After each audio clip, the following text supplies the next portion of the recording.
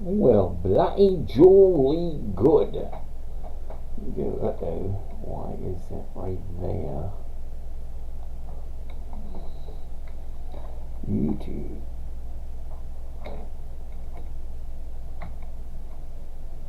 Oh, no.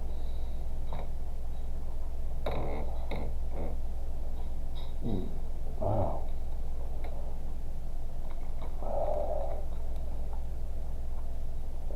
Alright. Well.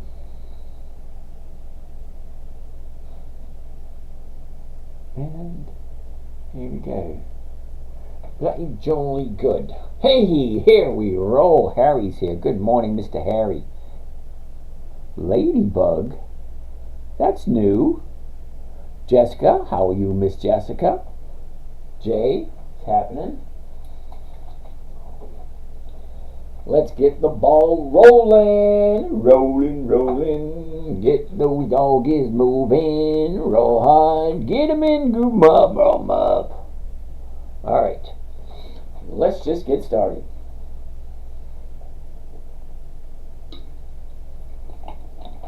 Here we go, loop-de-loo.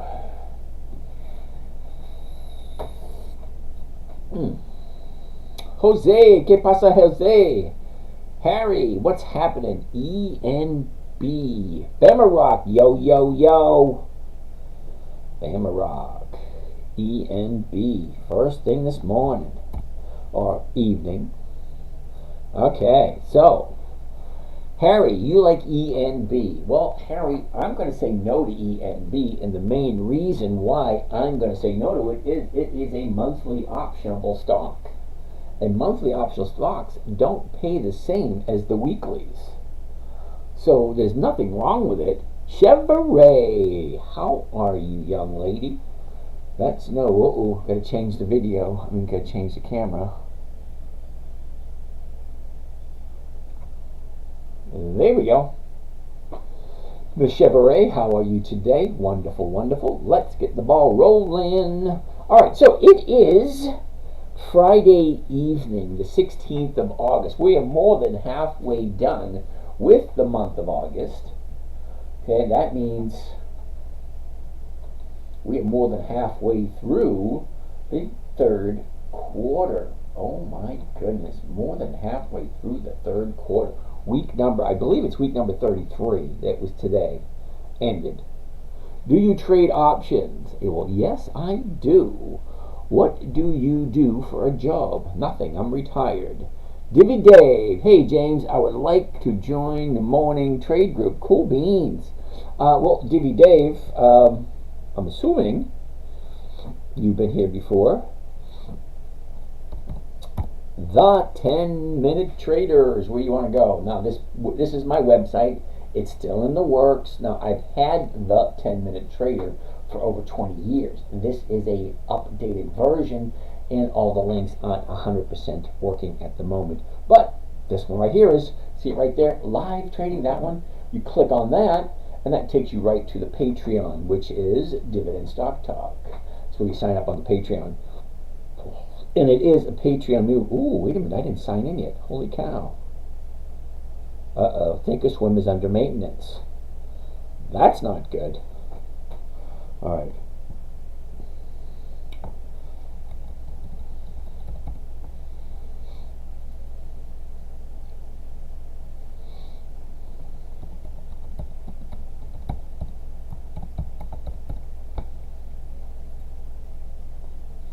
See if that works.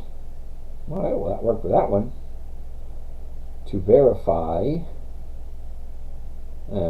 you've got to be kidding me. Text message. There we go. All right. That being said, you guys got to excuse me for a minute while I get that message. 409 526 409.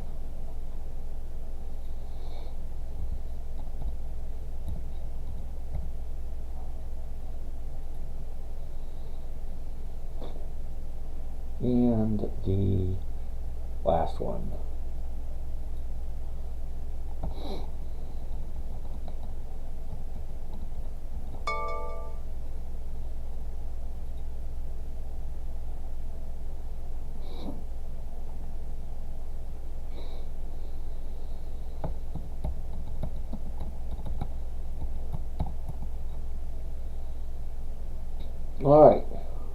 Love the shirt. Robert, thank you very much. Good evening there, Mr. James.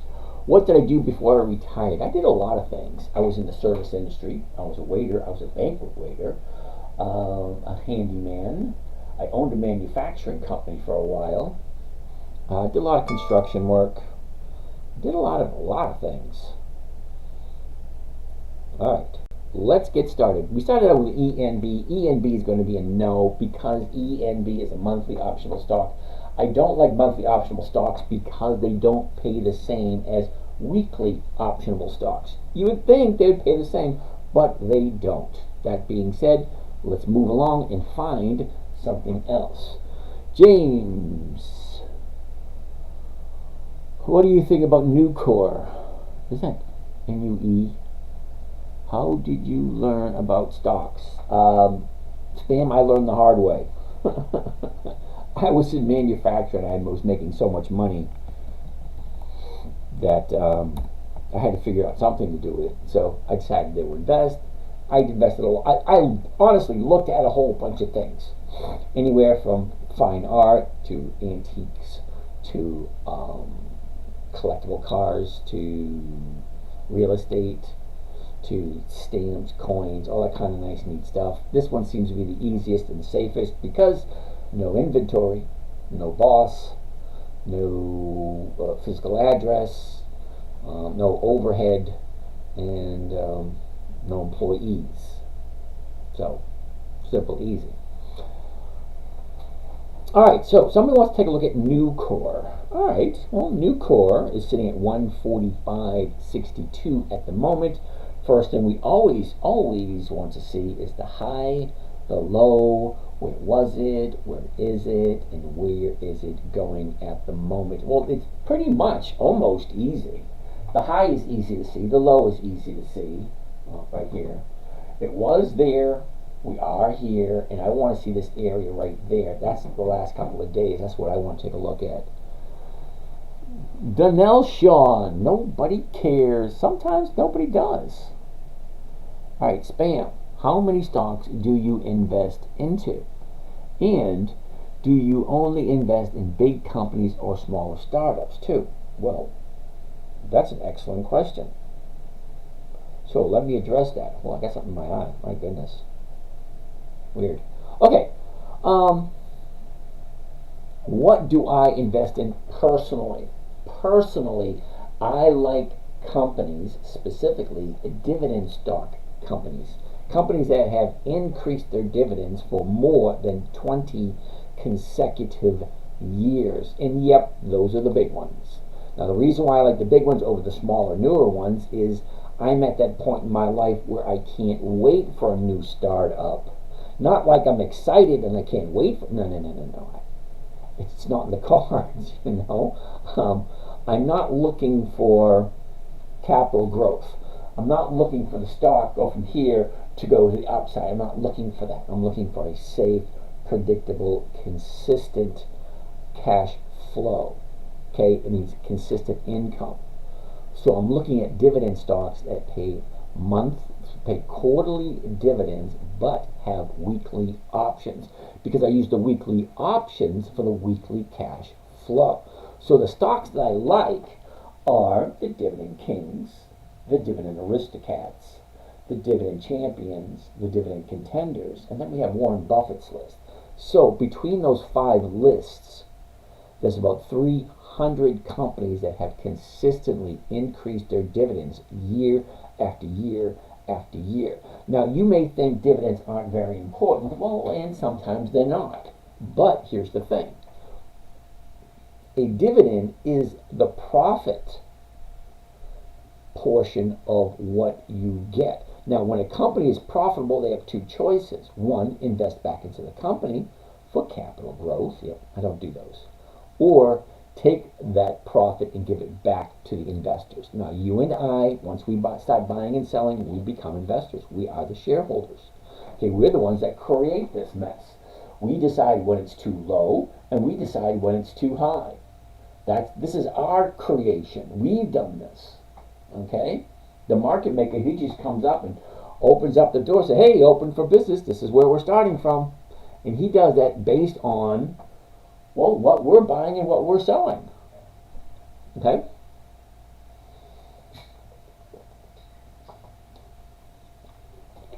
Now, Donnell Shaw, you're new here. You said nobody cares. Okay, fine. I don't know why you're here if nobody cares, or you think that nobody cares. It is what it is. All right, JC72. I thought this was Ralph MacBook for a second. I have no who Ralph MacBook is. All right, James Byers. Did you get a chance to look at Honeywell International? Ralph Macchio, JC, cool. Let's finish up with Nucor first, and then we'll take a look at Honeywell.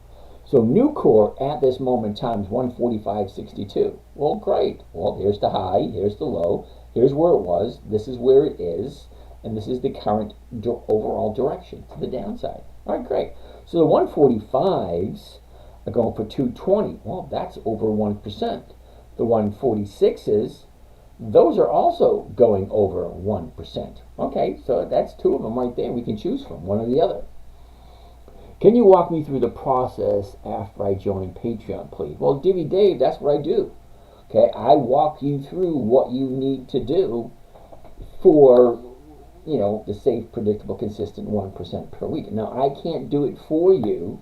I can't tell you what to buy. I can't tell you what to sell. Only thing I can do is tell you what I'm looking at. I'm looking at Nucor at the moment. Here's the current price. Well, if I buy it first thing Monday morning, 145.62 is the price that I'm going to be paying.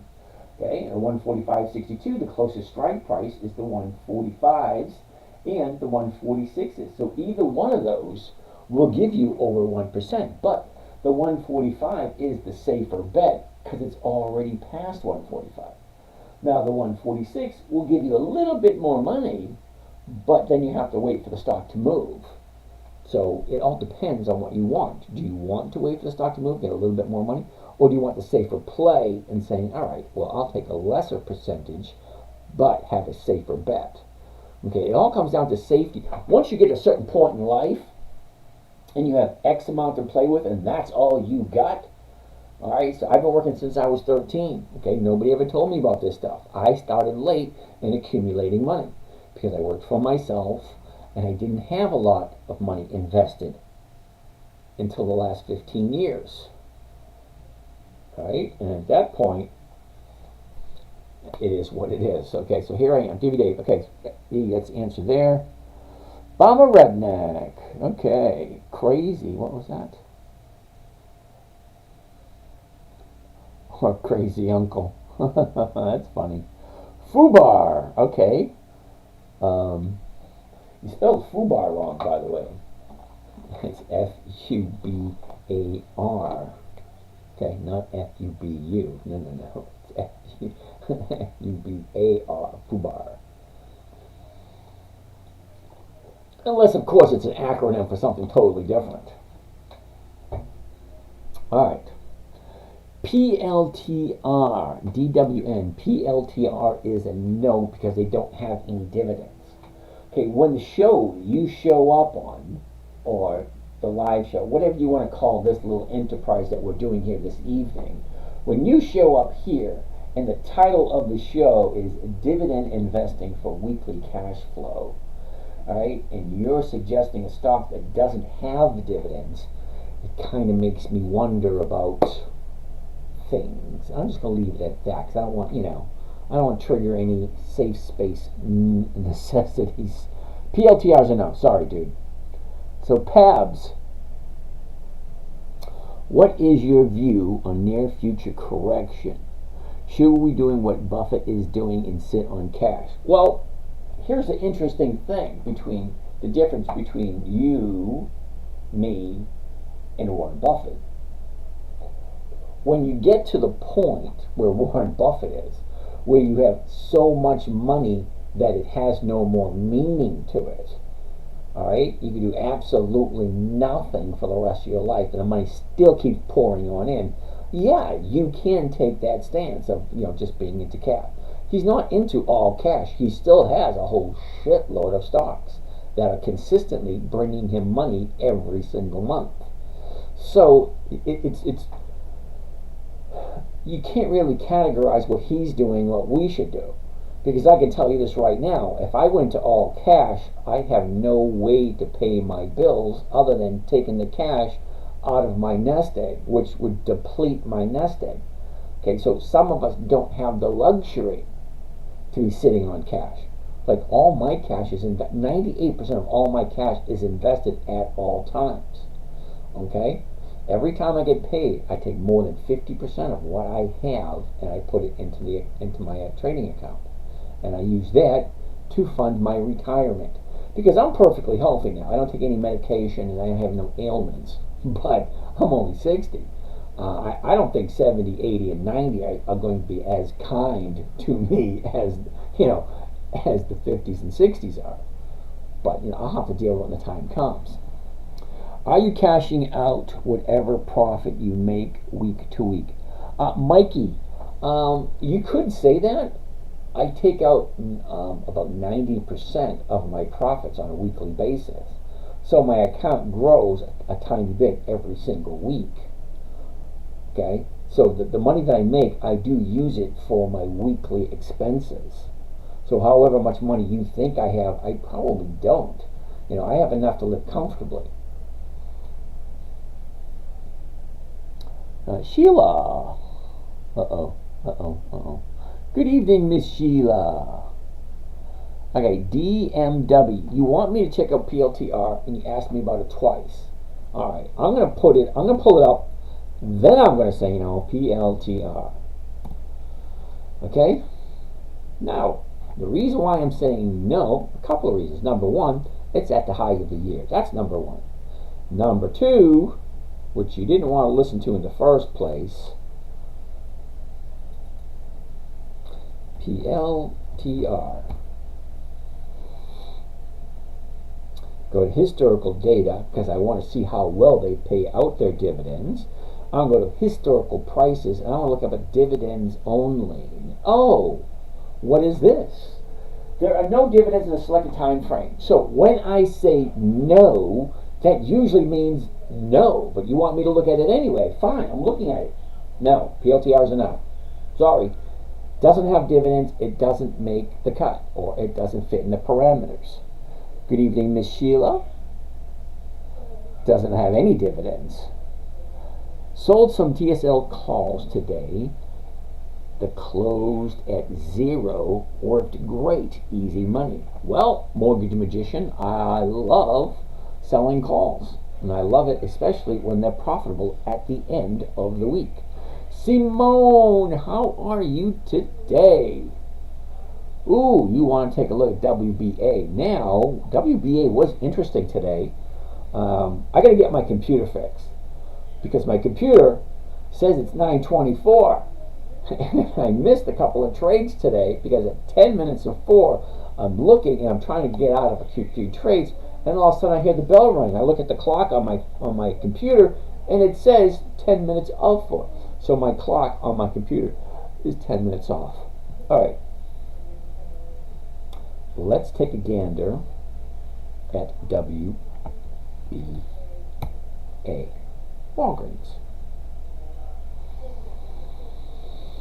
Okay, last 30 days for Walgreens. We're going to look at the 16th to here. All right, here's the last 30 days for Walgreens. All right, 30 days ago, we're sitting at 1180.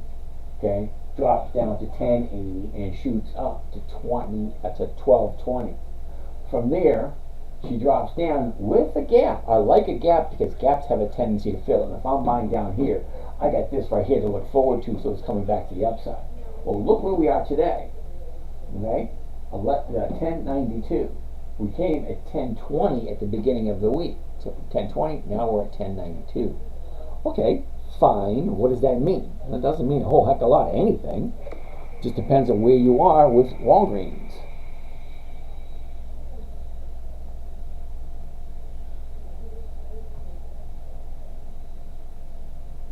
All right, what am I looking for? All right, Simone, here we go. So I actually have some Walgreens, and I do like Walgreens, and I consistently will keep buying Walgreens. Now, somebody said that Walgreens is in trouble. Well, of course they're in trouble. Okay, you got 8,700 stores. You got an administration in charge that's not prosecuting for theft, so it's just inviting all the lowlifes to come on in, take a bunch of crap, leave with no repercussions whatsoever. So what do you think's going to happen? You got someone behind the cashier making 10 to 15 bucks an hour want to risk their lives for a few $100s of stuff that ain't even theirs, and they're not going to prosecute in the first place? Well, of course stores are having issues. Okay, but Walgreens has been around for over 100 years. They have 8,700 stores worldwide. There's a Walgreens in almost every major city in the United States. Okay, they've been around for 100 years. They're not going anywhere anytime soon. And yeah, it will probably take them anywhere between 6 months to a year, maybe 2 years, to iron out this mess. Because it's going to take a while. They're going to cut 25% of their stores. Okay, and they do have an online presence. I don't know how big the online presence is, because I'm old school. I like actually going to stores. Okay, that's my social life. I get out of the house and I go to the store. I talk to people at the store. Other than that, I don't interact with people that much. I stay home. I watch a lot of National Geographic, a lot of you do-it-yourself stuff on TV and computers. I play in my garage. I play with my toys. Yeah, I'm kind of enjoying this retired life. It's kind of fun. A little boring because I don't have any of my friends to hang out with because they're all still working. Anyway. Okay. Justin Bobby, you want to take a look at AT&T. Oh, so anyway, let me finish up with Simone and WBA. So right now, WBA Walgreens is at $10.93. So next week's 11 is going for 11 cents. And you may not think that's a lot, but that's the 1% that we're looking for. Okay, Walgreens is a big company. They've been around. Okay, this is not the 30-day bottom. This is the bottom of a 7-year period. Okay, it hasn't been this low in like 7 or 10 years.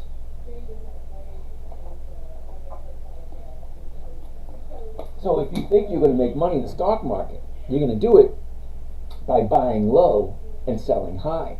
And you don't get very much lower than a 30-day low. All right, let's move on. Justin wants to look at AT&T. AT&T is going to be a no for you and me. And the reason why it's going to be no, how would I say, it's not that it's a no, but it's a not this week. The reason why it's not this week, look at where it is. Remember I tell you, the first thing I always want to see when anytime I look at any stock is I want to look at the chart. And I'm looking for 5 things. And it only takes 2 to 3 seconds to spot these 5 things. Alright? No, James, how do you do that? Well, here you go. High, well, that's 1. Low, that's 2. Okay? Where was it?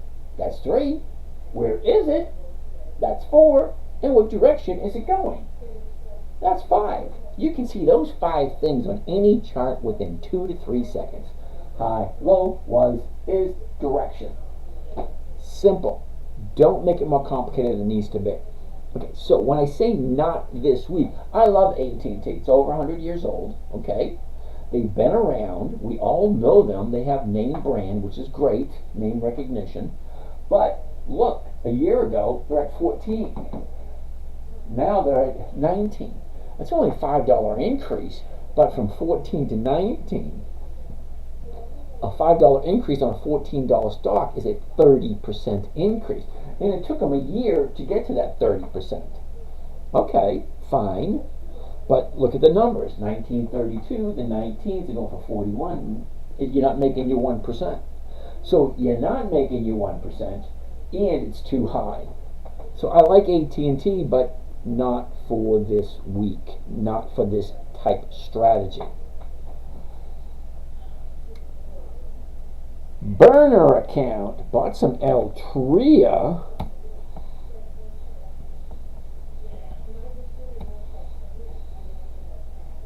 Interesting. I don't know why you bought Altria, especially at this moment in time. Look at it. Okay, a year ago, well, not even a year ago, 6 months ago, we're at 40. Now we're at 51. That's a $10 increase. That's a 25% increase within March. 1, 2, 3, 4, 5 months.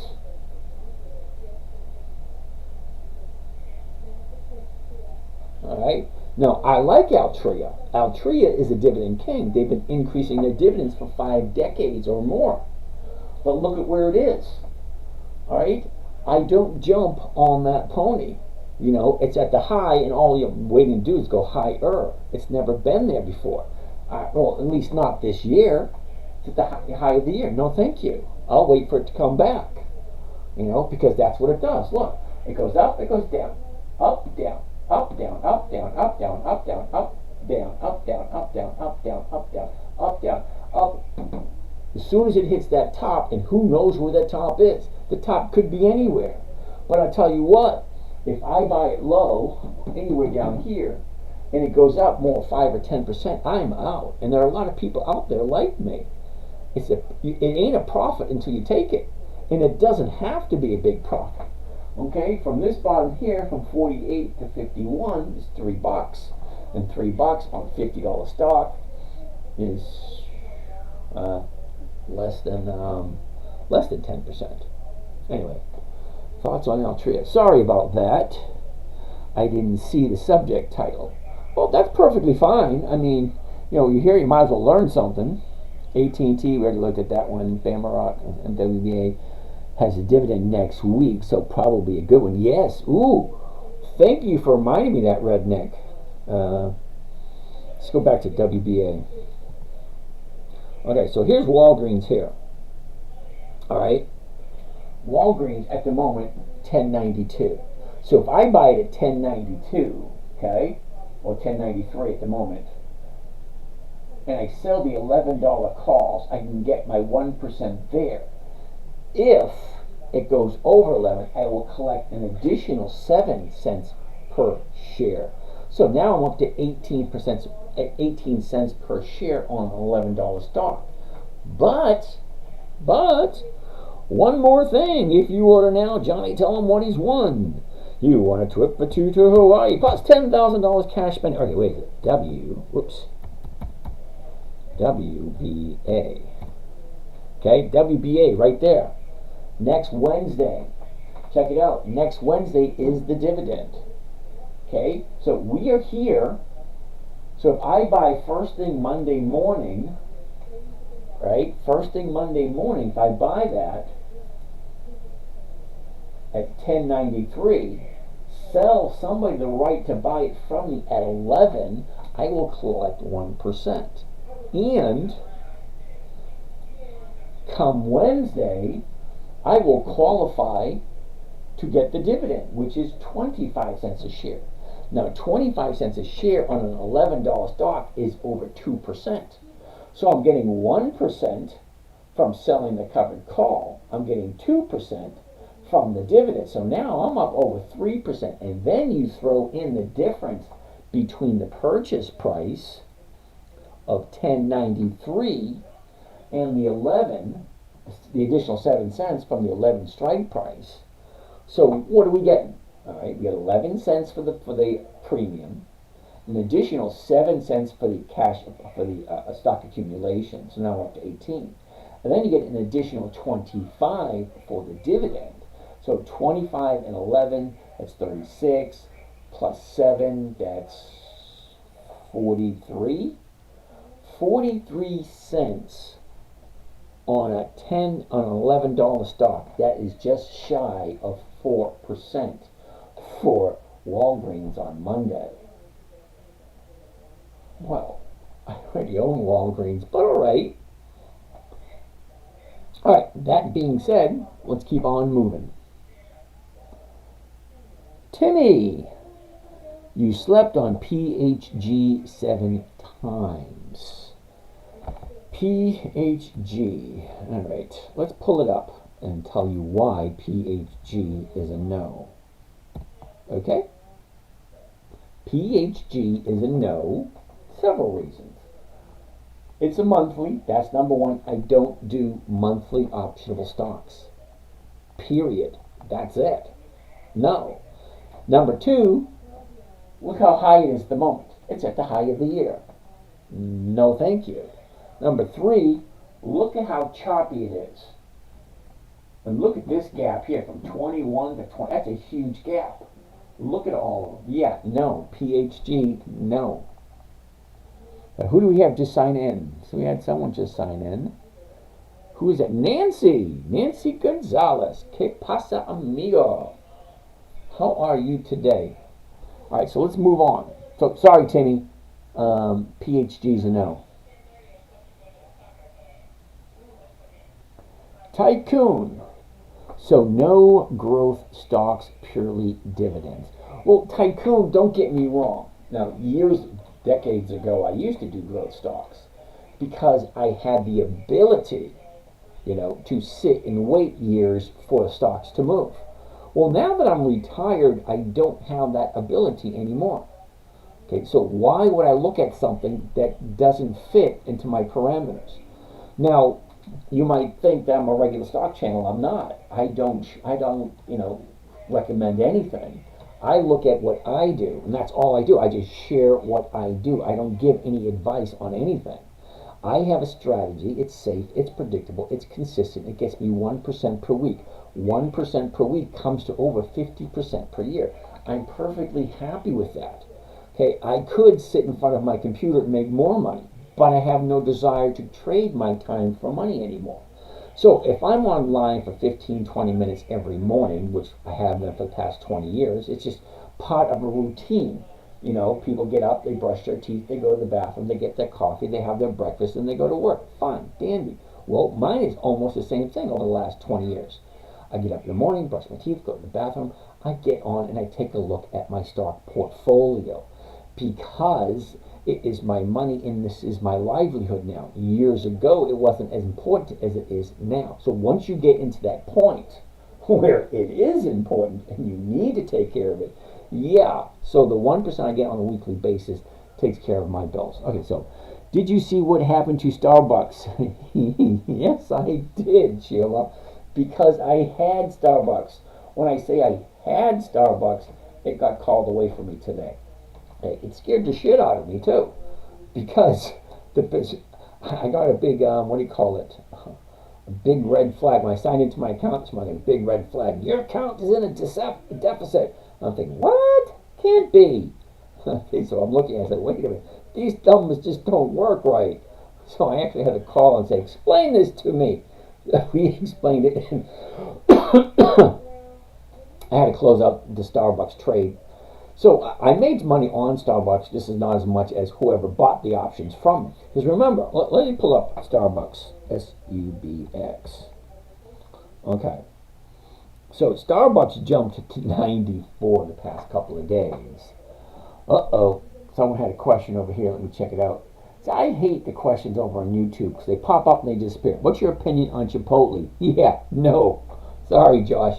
Chipotle doesn't have dividends, and a company that doesn't have dividends makes it very uncomfortable for me because stocks move for certain reasons. Okay, now you make your money when you know the stock is going to move. So when the stock hits the bottom, it has a tendency to move once you find the bottom. Other reasons why stocks move is because of an unknown reason. Okay, that means like a major lawsuit. You just wake up in the morning and say, a big lawsuit against AT&T. I remember when they had a big lawsuit against Apple a couple of months ago. Well, Apple stocks dropped. We didn't know it was coming. It just showed up. Okay, other things, earthquakes, natural disasters. Let's say, do you remember when the Exxon Valdez crashed in the Northwest and spilled all that oil? Okay, fine. Big huge drop in the stock. Okay, British Petroleum dropped when they sprung a leak in the Gulf of Mexico. You cannot plan for things like that. But what you can plan for are what is called a known event. Now, what are known events? A known event are dividends, quarterly reports, annual reports, earnings reports, and seasonality. Now, you may not understand seasonality quite right, but let me ask you a couple of questions. Why does Weight Watchers go up in the first week of January? Why does Hershey's go up in the first week of February? Why does oil stocks go up in March or April? Okay, certain stocks move a certain time of year based on the season. Okay, January, February, March, winter, spring, summer, fall. Certain things happen those times of year. Companies don't run the same in December as they do in June and July because it's just different. Okay, so if you can take advantage of that, great. I forgot where I was going with this. We're on Starbucks, so let's get back to Starbucks.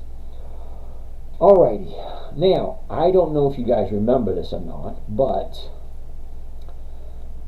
over here, back in April, we saw this, let's call it an invitation for investment. Let's go back. I'll show you exactly what it looked like.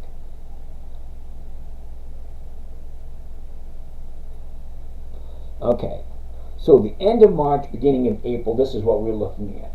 The high right up here, the low down here, and it just starts jumping in right there. And look at that nice, beautiful curve to the upside. Great, I thought, here at 88. Well, I jumped in right there because it looked good. Everything looked good. Okay, great. Well, what happened after that? Okay, very next day. Hello, they call that a black swan. Did I sell it? No, I held on to it.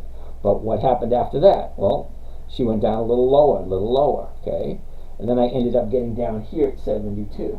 So I originally bought up here at 88, right? Stock dropped, so I bought some more down here at 72, so I got dollar cost average somewhere around 83. And then this morning, because on Friday, I always look to balance out my account on Fridays, you know, move the stocks up to next week. This happens. I get that notice.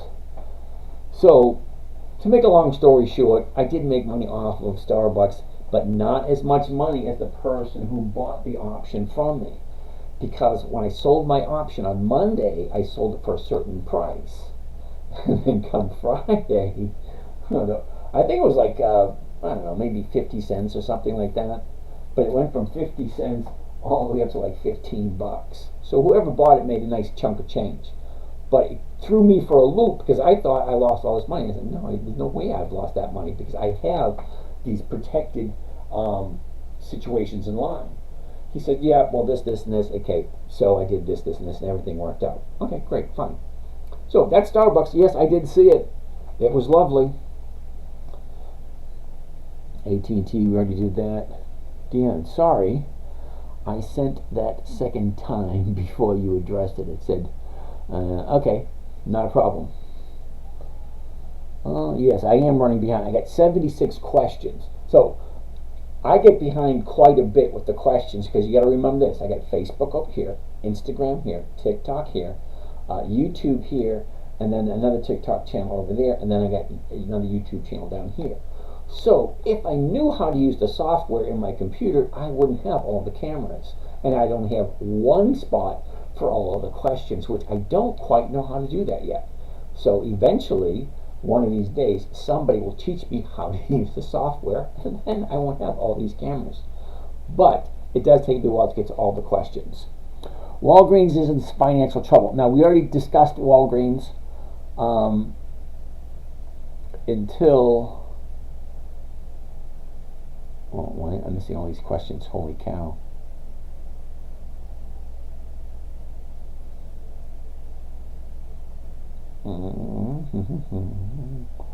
Alright, here we are, right here. Walgreens is in financial trouble.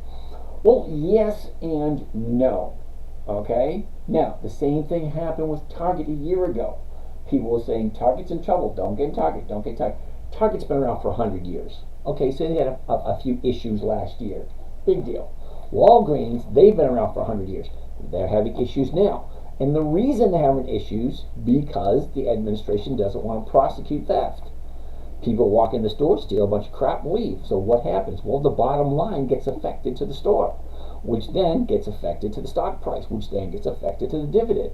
And then you have the CEO say, we got to do something about this. So they're cutting out 25% of their stores, and most likely the ones that are in the red. Well, anytime you're having an issue, you get rid of the losers. Simple. Okay, and I feel bad for the people in those communities because you only have a few bad people making it difficult for everyone else. Now, some people rely on a Walgreens to be down the street around the corner.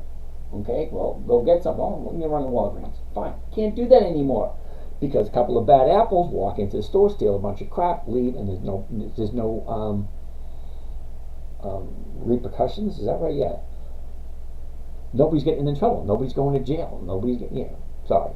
Yeah, so as you think Walgreens is in trouble, they're a 100-year-old company. They have 8,700 stores.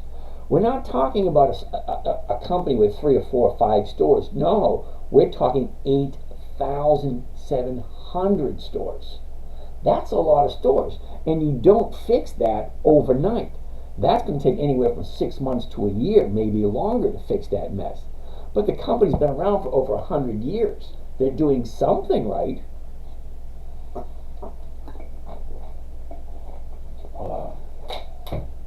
You ever had one of those days where water just tastes so damn good? I went out to a Chinese restaurant the other day, and the water was the best part of the whole meal. And then I saw the bill. I said, "You got to be shitting me!" And it's like $80 for 3 people for lunch at Chinese restaurants. Like, you got to be kidding. All right, keep going. All these questions. They should have sold the Boots Alliance. Walgreens has no future. Okay, Mike, I'm going to disagree with you there, only because they've been around for so long. Doc, I'll hang out with you. Thanks, Doc. That's so nice of you. How did you afford to retire? Oh, Jerry. All right, look at it this way. Hey, Michelle Boudreau, how are you doing today? I went to school with Donna Boudreau. Oh. Just look at it, it's like, ooh, oh.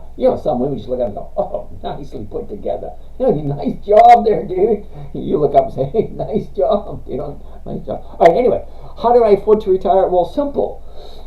You work, the very first thing you pay, whenever you get a paycheck, is you pay yourself first, okay? You may say other things because guess what? If you're not around, there's not going to be a paycheck. Okay? So people may think, that's greedy, paying yourself first. Hell no. If you don't take care of yourself, it's like if you don't take care of your health, you can't go to work, which means you can't make money. If you don't pay for yourself. All right, so you pay yourself first, whatever it is, 5%, 10% of every paycheck. All right? And you invest it. However you invest it, it's totally up to you. And this is what I'm here for. I'm here to show you there is other ways. Okay, you can go whatever avenue you want. You can do what the institutions say. Hey, put all your money into a 401k, match whatever your employee is putting in, and then, in 20, 30, 40, 50 years, you can retire. You take that money and you give it to a money manager or some kind of investor broker or whatever, and they'll give you a certain percentage every year. Or you could just do it yourself. All right? Now, when I go and talk to financial advisors all the time, just so I can, laugh inside. I say, you shitting me? 3% a year? How the hell can somebody live off 3% a year? How can somebody live off 5% a year? Some people do. Okay, some people, we're all different. There's about 129 people here. I can almost guarantee with a high degree of certainty that out of we've got 122 people here, we all have a different amount of money to work with. Okay, I have X amount. Okay, you have X amount. She does, he does, they do. Okay, we all have a different amount to play with. What you do with that is what is your own thing, So if you listen to the institutions, all right, okay, put them into a government bonds. Okay, that's 5% a year. Put it into the S&P 500. That average is 10% a year. Well, great. How long until you double your money? And how much money do you need in order to retire? Okay, you work the equation backwards. Everybody thinks, well, I got to save up enough money to retire. Well, how much do you need? Nobody ever figures that out yet. Okay, most people spend more time planning out family barbecue, or hey, what are we doing this Friday night, or hey, let's do this, let's do that. They spend more time with that crap than they do with their personal finances. So every day Okay, for the past 20 years, I do 15, 20 minutes a day looking at stocks for opportunities to get a better, rate of return. So my rate of return is 1% a week. That's 50% per year. So at 50% per year, how long will it take you to double your money? And then how many times to double your money in order to get to where you need to be? Okay, so if you need $5,000 a month in order to live comfortably, well, what investment are you going to do, or is there available to get you $5,000 a month? That's $60,000 a year. So if you have $600,000 and 10% per year give you 60 grand, well, throw in the taxes crap, and now you have to have 80 to 100,000 in order to walk away with 60. It can get to be a hot mess. Okay, so anyway, that's how I afforded to retire. I always paid myself first. Okay, I get a paycheck, I take a certain percentage of that, and I put it into my trading account. Sometimes it's frustrating. Sometimes you put it in and you see your account go down. How could it go down? I just put in $500. It happens. It goes up, it goes down. It goes up, it goes down. Okay? I put in a couple $100 a couple weeks ago, and I'm thinking, how can I have less now than I did before? Because things change. All right. But anyway, consistency. All right. All right. Thank you, James. One more form to look at. PPG. Oh, somebody likes PPG. Now, PPG is one of the ones I lost money on last year. I held it for 6 months last year. Now, the longest I've ever held anything is 9 months. That was last year. That was Kimberly Clark. Okay, not that I did it on purpose. I bought it and it went down, and it took 9 months for it to get back up so I can sell it at a profit or a break even. I forget what it was. Dividend money is the best. Well, thank you, Tyrese. Tyrese, I haven't seen you in a couple of days, dude. How you doing? Now, I'm good with names. So if I see your name popping up every once in a while, I'll say hi to you.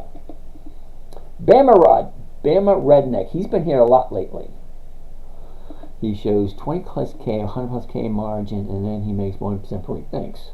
Yeah, just in case you guys didn't know, I do have 3 accounts that I actually share with you, so you actually get to see what my trades are and how much I actually make. So if you go to my website, not this one, this is the Patreon for the live trading group. Okay, okay, the 10-minute trader. Slide all the way down, and it says current trades for 2024. Account 1, account 2. I gotta finish it. I gotta finish that one. So view all. Okay, click on that, and that will take you to the current page. It has all of the current trades. Okay, so right now there are 3 accounts that I share with you guys. Account number 1, okay, it started off with 117 at the beginning of the year. It's up over 50% at the moment. Account number 2, it started out with 100,000 cash and 100,000 margin. That's a margin account. I do not suggest you do a margin account until you know the risks involved with it. Okay? Because it is borrowed money. This is mine. This is borrowed. I got to pay interest on that. But this account is up over 70% since the beginning of the year. Now, the newest account, this is one, we're going to call this one the kitchen sink, because it doesn't have one strategy. It uses 2 or 3 strategies. So it's a little bit different. Started out with 100 grand about a month and a half ago. And it's already up 10%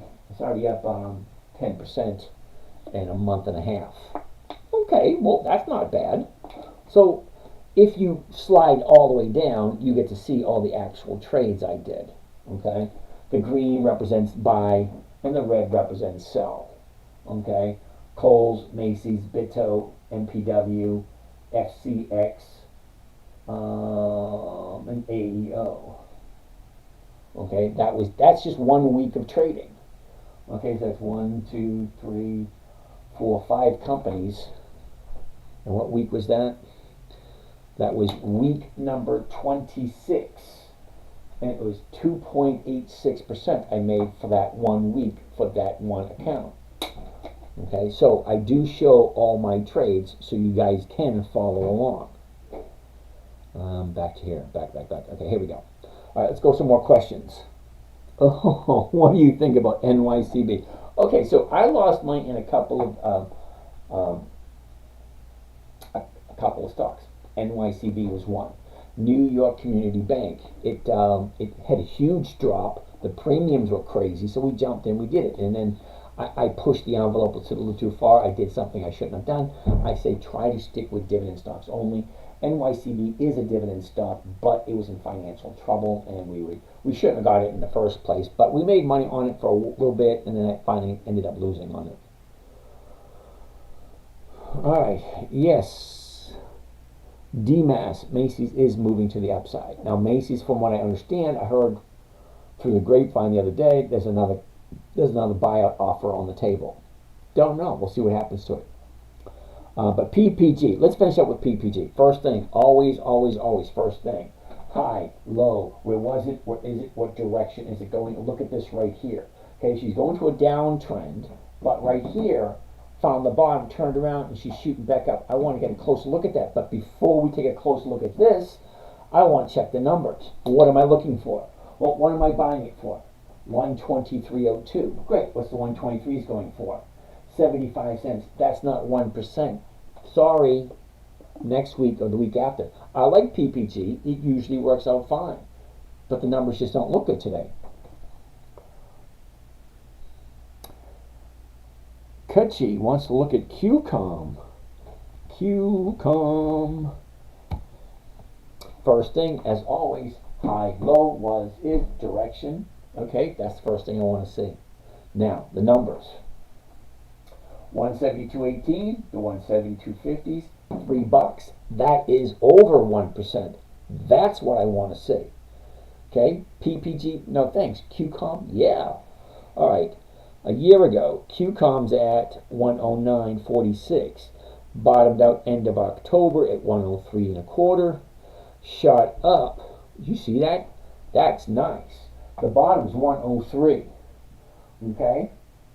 9 months later, 230. That's over 100% increase in 1 year. Well, great. If you own the stock, you get that profit. Jump the hell on out. It ain't a profit until you take it. All right, needless to say, that's the top. It pulls back. You got your profit taken. Last 30 days. Now, why do I like the last 30 days? The last 30 days tells me what me and you, the buyers and sellers, are doing at the moment. Okay, this is what we did today. This is what we did yesterday, the day before, the day before. So if you look at 1 day at a time, great. Well, this is what's happening. All right, so it gives me an idea of what's going to happen tomorrow, the next day, and the next day. An idea. It's not exact. Okay? So with an idea, hey, here's your 30-day bottom. Your 30-day top, 210. 30-day bottom, 149. All right, or 150. That's a big drop. That's a $60 drop in 30 days. So you got a $60 drop in 30 days. Well, you're going to have people like me swooping on in and say, okay, $60 drop, QCOM's been around for a while. So she's shooting up. Now she's at 172. So here's a question you need to ask yourself. Do I like QCOM at 172? So never buy a stock that you're not okay with owning long term. Now, if I'm going to buy this, I'm going to go in with the attitude, I'm going to buy it and I'm going to hold on to it for a long period of time. But if I buy at that and I sell this and I collect that 2%, fine, I'm okay with that. Then I'll look at something next week. Now, what I'm looking for are companies that consistently increase their dividends. QCOM is one of them. Okay? I have 300 companies that do the exact same thing. So every week, and when I say every week, I actually do all my trading based off the calendar. Okay, here's the calendar over here. All right, so we are right here. Emerson, Hershey, Starbucks, RTX, and Walmart all had their dividend EX date today. So somebody bought my Starbucks yesterday because they wanted that dividend. Is what it is. I made my profit off of it, fine. I would have been perfectly happy if the dude or the dudette didn't buy my stocks. But they did, and I'm out. I'm back into cash. Oh well, it is what it is. Alright, so I based my buying on the calendar. When are they having a dividend? Why? Here's the reason. Stocks have a tendency to go up just before the EX date. And these little green dots are the EX dates of all these companies here. Now, there's 3 months in a quarter, okay, January, February, March, quarter 1. April, May, June, quarter 2. July, August, September, quarter 3. October, November, December, quarter 4. So, if I'm looking at Emerson, Hershey's, RTX, Starbucks, and Walmart for the 16th, what is the 16th? Well, the 16th is, well, let's count them out because I don't have it at the top of my head at the moment. All right, July. Here's July. Okay? Week 1 of the 3rd quarter. Week 2, week 3, week 4, week 5.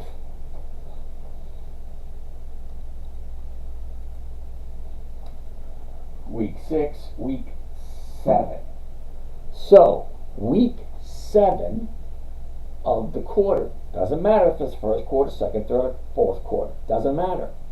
The 7th week of the quarter, you have Apple, Capital One, COP, ConocoPhillips, PPG, U.S. Steel, Clorox, Kroger, ExxonMobil, Emerson Electric, Hershey's, RTX, Starbucks, and Walmart, all paying a dividend, or all having an EX date on the 7th week of the quarter. So quarter 1, same stocks. Quarter 2, same stocks. Quarter 3, same stocks. Quarter 4, same stocks. I'm looking at the exact same stocks every quarter, the 7th week of every quarter. Okay, so you guys may think 50% return is a great investment. It's freaking boring as hell because it's the exact same stocks over and over and over again. Okay, Clorox has been in business for over 100 years. They are a dividend king. They consistently increase their dividends every single year. All right, Walmart is, I believe it's a dividend aristocrat. Okay, Emerson Electric, dividend king. All right. Take a look at each and every one. Find a list of companies that you like. Look at Apple stock. Okay, it's not a 25-year-old company. Okay, the only reason it's here is because it was on Warren Buffett's list. I like good quality companies. Any one of these, I have no problem whatsoever buying and holding a long period. None. But my idea of a long term is different than your idea of a long term. Longest I've ever held anything is 9 months. Okay, I'm rambling, and we got 31 more questions to go. I'm up 20% on Altria. All right, well, Bernard, that's cool. All right, let's continue. Okay, raw, you mentioned something about eyes. I'm not quite sure what that means. Bama Redneck. Okay, so I need to use a margin account then. Not necessarily so. Now, I don't tell anybody you need to use a margin account. I say don't use one until you understand one. All right, Timothy, PHG. Never heard of PHG. PHG. Did we already look at this? Yeah, no. Okay, when I say weekly options, that means weekly options. This one doesn't have it. Jerry Beard, nope, at all. It's a personal choice. Yep, you like it. ADM, AC/DC, man. Ooh, AC/DC. I love that head-banging music, man. AC/DC. ADM. Isn't that Archer Daniels? It is Archer Daniels. Another 50-year-old increased dividend. What do you call? Hold on. Dividend king. There you go, Archer Daniels. All right, 59.29. First thing. High, low, was, is. Look at this. What the heck is that? What do you drive off of a cliff? That's a huge drop. Well, alrighty. Was, is, high, low. direction, all that kind of nice, neat, fun stuff. Your streaming chat is delayed. Well, I don't know if the streaming chat is delayed or me going through the questions slowly, because I don't want to ignore people's questions. I want to interact with everyone. If you have a question, I want to address it. And if I don't stop the questions, they just fly by. So, yeah, I have 45 questions I haven't gotten to yet. So I'm a little slow. Sorry about that. You gotta remember, I got TikTok, Facebook, Instagram, YouTube, and 2 TikTok channels going all at one time. Okay, so let's finish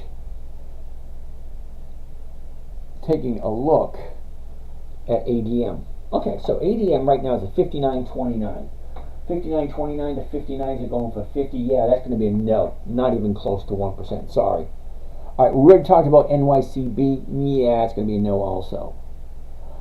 Yes, but learn the system first. I'm not up on margin rules. I do this in my Roth. Roth is cool. Roths are cool, but I feel sorry for those who put money in a Roth because I don't trust the government as far as I can throw them. Okay? Years ago, if you're 65 and older and you're retired, you don't have to pay taxes anymore. Government changed that. All right? All right? So, what else? Eventually, the government's probably going to tax the money coming out of that Roth. It is what it is. Advice needed. Make my TikTok feed about my music digs and my life as an airline pilot.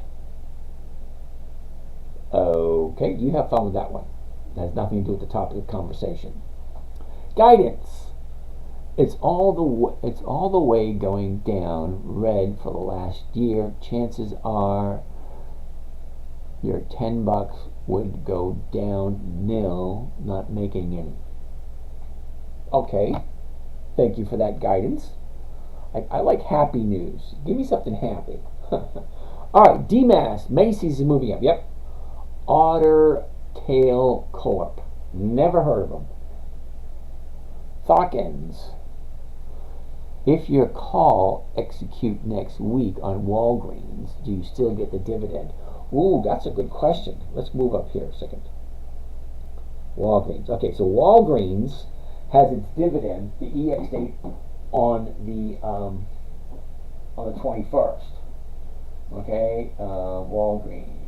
And the date of record is the 21st also. Now, years ago, the date of record was the day after the EX date, because the EX date is the last day the stock trades before the dividend is paid out.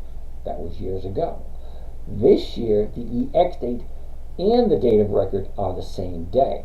So, if you want to collect the dividend on Walgreens, you have to buy it before the 21st.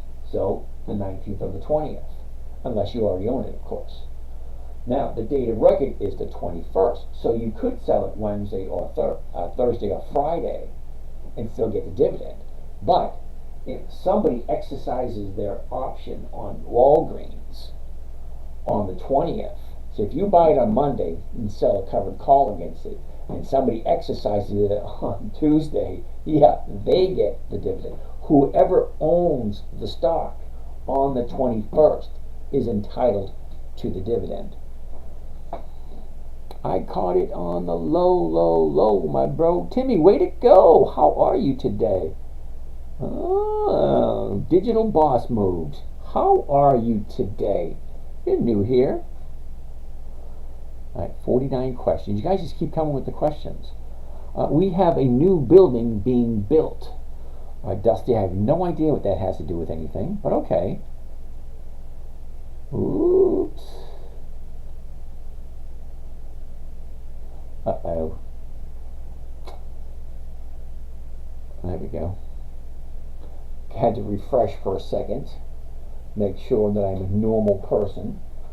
Alright, that works. Okay, somebody said something. Alrighty. I want to address this one. This one sounds interesting. Merch. Opinion on Forex trading. My buddy's tracking 450,000 this year at least. He's starting with 1K. Cool beans. I don't do Forex. Too much time sitting in front of the computer.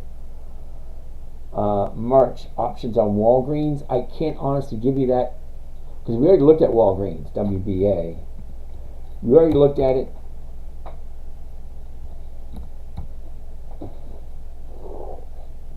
We already looked at Walgreens. We decided that $10.93 is the current price. Okay, next week's 11s are going for 11 cents. Okay, and you also get the additional 7 cents between the purchase and the strike, and then you get the 25-cent dividend coming out. So it was a nice premium and the dividend all combined into one. That was nice. All right, Method Maker, we're going to talk about that. Snapchat, not old enough, not enough numbers. Okay. Humperdinky, you're lying. Okay, I'm lying about something, so you need to inform me what I'm lying about, and I can confirm whether or not I'm lying about something. I have no idea what you're talking about. MU. Micron Technology. Okay. First thing is always the high, the low. Where was it? Where is it? What direction is it going? That's why I want to see it first. Alrighty. The 108s are going for $249. Okay, I like the numbers already. 108 is what I can buy it for. See right there, 108. Where is it? Right there, 108. And the 108 strike prices are going for $249. That's more than 2%. Great. What do the numbers look like? Well, a year ago, we're actually at the bottom of the year at 61.34. 61.34, and look where she jumped up to, 157. Well, that's more than doubled. Okay, more than doubled. All right, so 620. Let's look at the last 30 days. Here we go. Last 30 days. Look at that. Doesn't that look pretty? All right. We got one gap down, two gap downs. Okay, this gap here filled with that one up there getting ready to fill. So your high is at 131 and your bottom's down here at 85. Well, you got 1, 2, 3, 4, 5, 6, 7. 7 days to the upside. Can it continue that? I don't know. Well, let's take a look at seasonality. What does it normally do this time of year? Not that this year's normal. Okay? Now, for those of you who don't know, this is called a seasonality chart. What does it mean? Well, way over to the left is January 1st. Over here to the right is December 31st. So that is the full year from left to right. The blue line represents the movement this year. The blue dot is today. This red line down here is 10 years of average movement over the last 10 years. 2014, 15, 16, 17, 18, all the way up to last year. 10 years of data. Well, what does it normally do this time of year?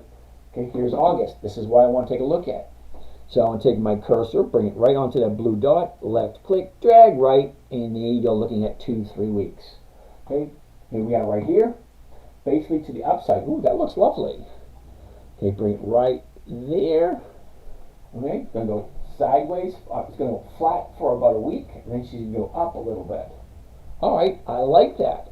So MU does look rather nice based on what I'm looking at. All right, so does it have the momentum to continue to go up? You have to ask yourself, do I like MU and do I like it at this price? Does it make sense to me?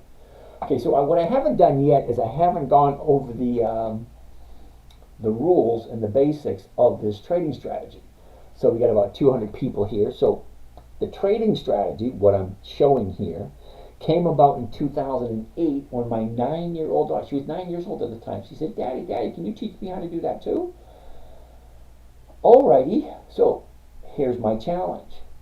Teaching a 9-year-old. She was not a Mensa student, she was not a honor student, she was just your rather average little girl. That's it, average little girl. You know, what a dad can hope for. She's a normal little girl. Okay, great. So how do you teach an average little girl how to trade? Well, first of all, it has to be simple. A lot of adults miss that one rule right there, criteria. Has to be simple. Okay? Safe, predictable, consistent, and no way to lose. That's the 5 criteria I had to come up with for a trading strategy for a 9-year-old. Because if she lost money, she's going to cry. I'm going to feel like crap, and then the couch is really not as comfortable as you think. Okay, you can't really roll around. Anyway, you know what I'm talking about. Because then mama gets involved, and then the couch, yeah, no thank you. So, simple, safe, predictable, consistent, no way to lose. All right, so I came up with 5 rules. And these rules are, I try to stick to them as best I can, and I have to admit, once in a while, I stray a little bit. Okay? Rule number 1, never buy something you do not understand. If you cannot give me a 15 or 20-second sales pitch or an elevator pitch, why you like something, why you want to buy it, and why you want to put your money into it, then don't buy it. Never buy something you don't understand. Or go into every trade you do as if you're going to hold on to it for the long haul. Okay? Buy it as if you're going to hold on to it forever. If you hit your target, great, let it go. Safe, predictable, 1%. Cool. Never buy something you don't want to hold long term or you don't understand. Number 2, never sell at a loss. It defeats the purpose. Okay? And if you sell at a loss, you weren't really paying attention to rule number 1. Rule number 3, make sure the company has increased dividends. The reason why increased dividends, it's the shortcut to telling you if they're profitable or not. Because you have to think about it. Most companies don't get past 3 to 5 years. Okay? Definitely, what is that, like 1 in 1,000 will make it to 10 years? Well, what constitutes getting to 20 or 30 years? Because if a company is consistently increasing their dividends for 20 years or more, well, they have to be in business for at least 20 years. At least, bare minimum. All right? So if they increase their dividends consistently, that means they're profitable. Okay? If the profits continue to go up, well, the dividends are going to continue to go up. That's just elementary. That's logic. That's common sense. Something that's not common anymore. If they continue to increase their payments to their shareholders, well, more than likely they're continuing to be profitable.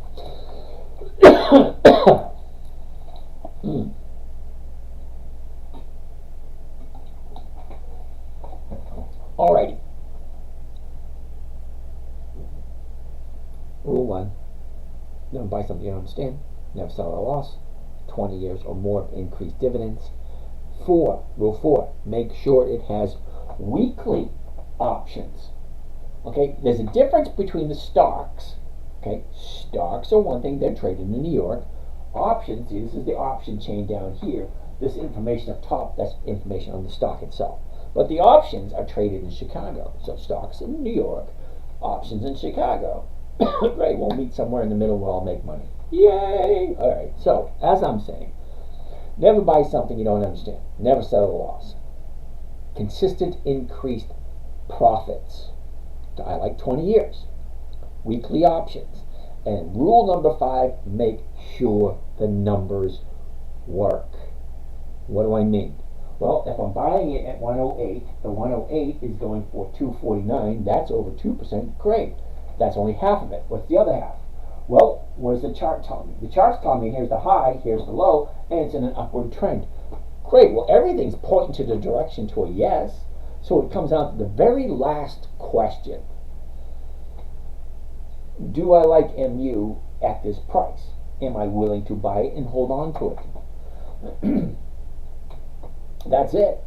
Do not make it more complicated than it needs to be. All right. Trucker's hammock. No to Tesla. Tesla does not have dividends. Tesla is a no. How much do I make a year? Enough. James, if you would just show us how to follow Nancy Pelosi's trade, we could all be millionaires. Okay, so here's a funny thing about that. You could be right there, all right? But I would be very uncomfortable with that. The only reason I would be uncomfortable is that I don't like cheaters and I don't like liars. Okay? When someone can stand in front of you, all right, put it this way. Someone who makes $192,000 a year, $192,000 a year, that's what she makes, and she has over $100 million in her account, something ain't stirring the Kool-Aid there.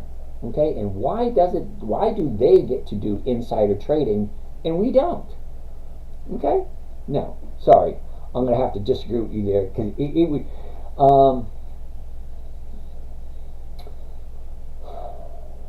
You know what? You do what you think is right. I'll do what I think is right.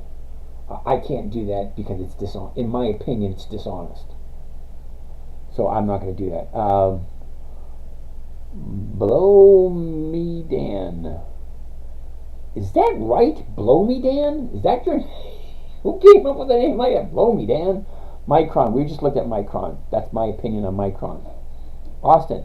How much money do I make every year? None of your business. Aiden. What advice do you give to new traders?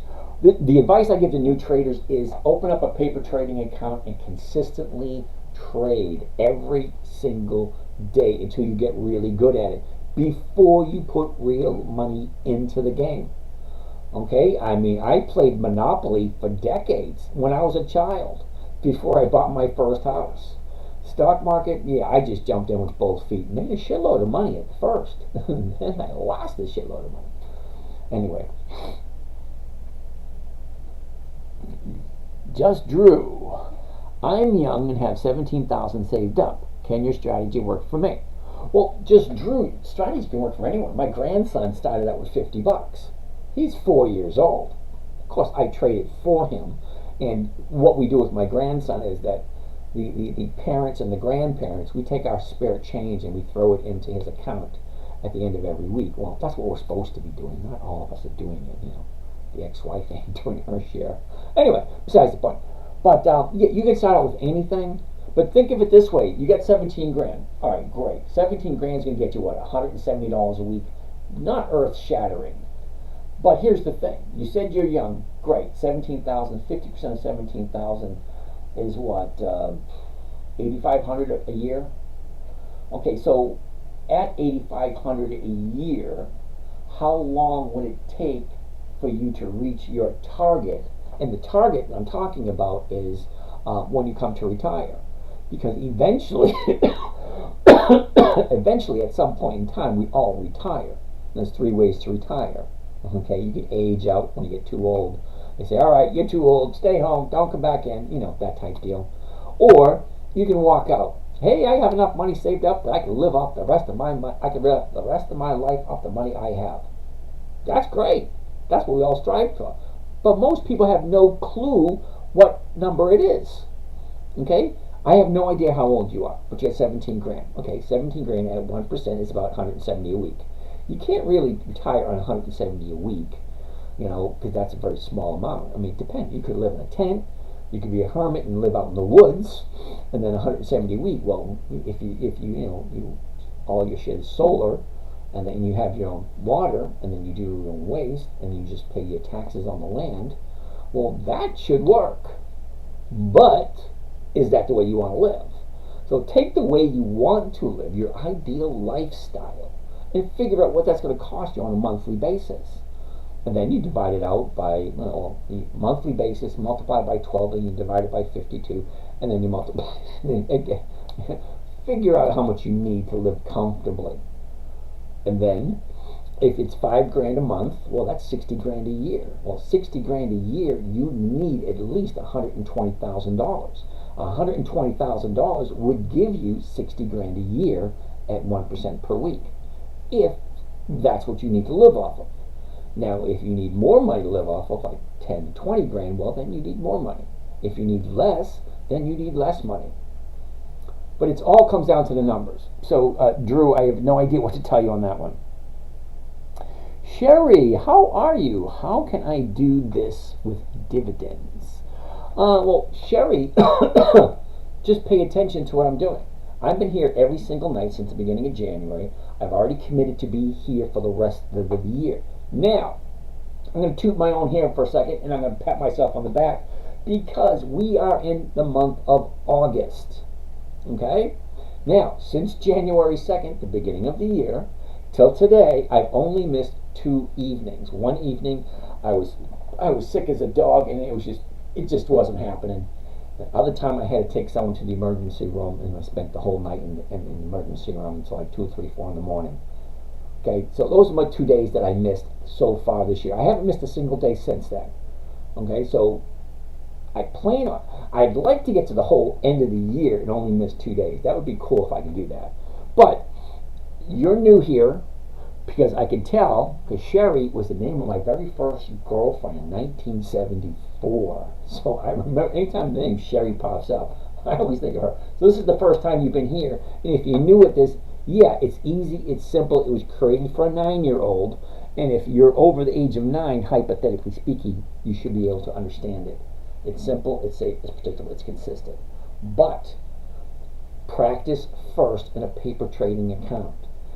Does it make sense? Do you understand everything? Okay, MU, Micron Technologies, you may or may not have heard of them. Do you like them? If you like them, at this moment in time, it's at 108. If I buy it at 108, sell it at 108, I'm collecting 249. It doesn't sound like a lot, but that's 2%. Actually, that's over 2%. And that's for the week. Because, see, that will expire next Friday. I buy on Mondays, and I sell the weekly options that expire on Friday. So, ideally, I would like to hold for only 5 days. Now, it sounds labor intensive, but it's really not. It takes 15 to 20 minutes a week. Most time is spent on Monday picking the stocks, because what I do is I go in to the calendar, and this week was a busy week. Okay, Apple, ConocoPhillips, PPG, US Steel, Clorox, Kroger, ExxonMobil, Emerson, Hershey's, RTX, Starbucks, and Walmart. All of these companies were paying their dividend this week. So all of these companies I looked at, and I want to trade one or two, because I only have 4 to 6 stocks per account. Now I have 6 different accounts. I share 3 of them with you guys. Okay. Now this week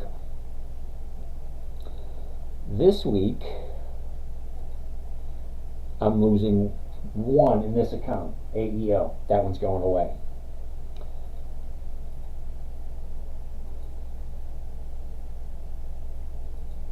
Okay, this account here, 1, 2, 3. 3 stocks are going away, so I will replace those. This account here, 1, 2, 3, 4 companies are going away, and I have to replace all of those in that account. So I'm going to be busy Monday picking out all the stuff that I like. Bama Redneck, he posts everything on the website. Yep. Oh, not a day trader. Nope. Yep. Do you have a website, Sherry? Yes, I do. The website, if you go up to my, you like that little stretch? Happens when you get older, you make weird noises. So right up here, Dividend Stock Talk. If you go there, that's my bio. You will see how you can send me a message, a direct message, a DM, or you can go right to my website, which is the 10-minute trader. Where is it? Right here. The 10-minute trader. Go back up to the top. Okay. You'll see. Once you read it, say, "Oh yeah, that sounds familiar." Simple, safe, predictable, 1% per week. Live nightly training, 9 Eastern Standard Time. I should probably, that'd be a good idea. I should probably put a link right here to the live training. Okay, and then go right to the live training. Okay, once you go down a little bit further, about us, if you're looking to strike it rich overnight, this ain't it. My main focus is a simple, safe, predictable, consistent 1% per week. That's over 50% per year. That video right there gives you a rough explanation. And then, here's a good one. Investing your own money shouldn't be difficult. Stop making it more complicated than it needs to be. Seriously, stop making it more comfortable than it needs to be. Find a good company, put it in your roster every 90 days just before the dividend. You jump in, get your 1%. Thank you very much. See you again in 90 days. Because each stock here, each one of these green dots, okay, this right here, this week right here, 12th, 13th, 14th, 15th, and 16th, is week number 7 of the 3rd quarter. Okay, there's 4 quarters. This is week number 7 of the 3rd quarter. This is week number 8, week number 9. There's only 13 weeks per quarter. Okay, so we're already halfway through the 3rd quarter. Okay, I will look at this again, these exact stocks, in the 7th week of the 4th quarter. Okay, that's somewhere in November. Look at the exact same ones. All right, 7th week, the 4th quarter. All right, hopefully that answered your question. Moderator, Wade. All right, thanks, Wade. D-Money Aristocrats. Yep, the 67 dividend aristocrats. Okay, the dividend aristocrats have 25 years of increased dividends. Okay, to get that list, you go to Google and you put right in the search parameters, Dividend Aristocrats List 2024. And I believe there's 67 companies that have all increased their dividends for more than a quarter of a century. Larry Shopback, I have no idea what that means. K-Dog, what do you use for stock screener? Ooh, K-Dog, you ready? Stock screener, here you go. You're going to hate this. This is so simple. Dividend Kings list, Dividend Aristocrats list, Dividend Champions list, Dividend Contenders list, Warren Buffett's list. I take all those 5 lists. That's over 300 companies. I take those 300 companies and I slam them into a calendar based on when they pay their dividend. Okay? August, here we go. Take a look. Ooh, yeah, look at this. Citibank, Ford, Intel, British Petroleum, IBM, Siri, Visa, Wells Fargo. I'm sure you heard of those. Okay, let's go back 1 month. Let's look at July. MasterCard, Visa. Ooh, GIS. Oh, hold on a second. General Mills. AT&T, General Electric, Comcast, Cardinal Health, American Express, Bristol Myers Squibb, and then wait a minute, one more. Come on, there you go. Nucor Energy, JW, Nordstrom's, NEM, Newmont. Is that right? NEM Newmont. It is Newmont. Cool. Anyway. These are all the companies I look at consistently. And this is just one of my lists. Okay, so you click on this right here. Here's my list right here. Okay, companies that are 100 years old. Okay, calendar spreads. I wasn't 100% happy with the performance of the calendar spreads. Dividend Aristocrats, Dividend Champions, Dividend Contenders, Dividend Kings, ETF holding list. Ooh, that's a nice list. High volume stocks, my old list, Warren Buffett's list, weekly ETFs, and weekly optional stocks. Okay, those are my lists that I have. All right. So my screener is 20 years or more of increased dividends and weekly options. That's how I screen my stocks. And then I take it and I throw them into the calendar to tell me when to buy them or when to look at them. There's a difference. When do I look at them? When do I buy them? All right, let's go back to here. All right, let's keep on moving. Ooh, is UPS a good buy for dividend? Well, UPS is a great one, but is it the right time? Okay, now a good dividend. Oh wow, I got paint on me. I was painting today. Good dividend stocks, there's a whole list of them. There's like 300 and UPS is on the list. Well, let's take a look at the numbers because numbers don't lie. First thing, high, low, was, is, direction. Not even 2-3 seconds. Then we jump over to here, 131. The 131 is going for 31 cents. Thank you, but no thank you. Okay, I am not doing, that's not even 0.5%. Neil, this is UPS. We are looking at UPS. UPS is a big fat no. Okay, 31 cents is the premium. Pokies do lie. Okay. Yeah, so anyway, no. Sorry, the numbers just don't work. Okay, remember I said rule number 5, make sure the numbers work. What are the numbers? What am I buying it for? What's the closest strike price? How much am I getting for it? Is that 1%? No, it's not. Alrighty. So, no to UPS. Not this week.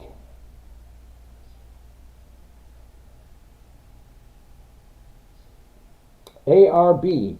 Why not just buy? Oh my God. I knew there had to be someone today. Someone had to bring up that piece of shit SCHD. Let's take a look at it. I have all this energy. I'm dying to get it out. Here it comes. ARB, you asked for it. You ready? SCHD. Monthly? Hell no. But wait, it gets worse. Let's go take a look at Yahoo Finance and put this big fat turd in there. SCHD. SCHD.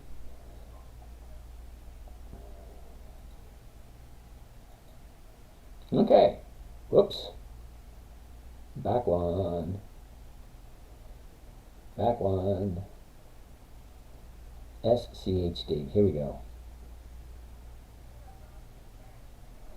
Alright, why am I not getting this? Back. Quote, there we go. SCHD. Alright, so we're looking at the dividends for SCHD. Alright, let's go take a look at the maximum amount of dividends SCHD has paid. Well, take a look at that. 2011. 2011. That's 13 years. Okay, 13 years of dividends might be okay with you, but let's see how consistently they increase their dividends. Alright, so 13 years ago, 12 cents. 14 cents. Oh, nice, they went up. 21 cents. Ooh, they went up again. 26 cents. Oh, they went up again. Awesome. Five quarters in, we're going up. Okay, cool. The next quarter, they dropped the dividend. We're down to 20 cents. 23, 25, 27, 28, 31, 30, 27, down again. 32, 24. So it went from 32 to 24. That's a 25% decrease in dividends. And you're telling me it's good? But wait, it gets worse. 40, so it goes up. Great. 33, it goes down. 34, 33, 35, 26, again drops another 25%. 41, 37, 35, wait a minute, from 41 to 35, dropped again, all right. 42, 49, 47, dropped again. 44, dropped again. 54, 60, 50, dropped again. 59, 62, 70, 70, 60, 67, 66, 74, 61, drops again. Now it's at 82. Okay, so they have 11 years of dividends, not increased dividends, which means they're not consistently profitable. In my humble opinion. I mean, they are profitable, not consistently profitable. Not year after year. Anyway, but wait, it gets worse. You ready? Here we go. SCHD. You're investing your money into a computer.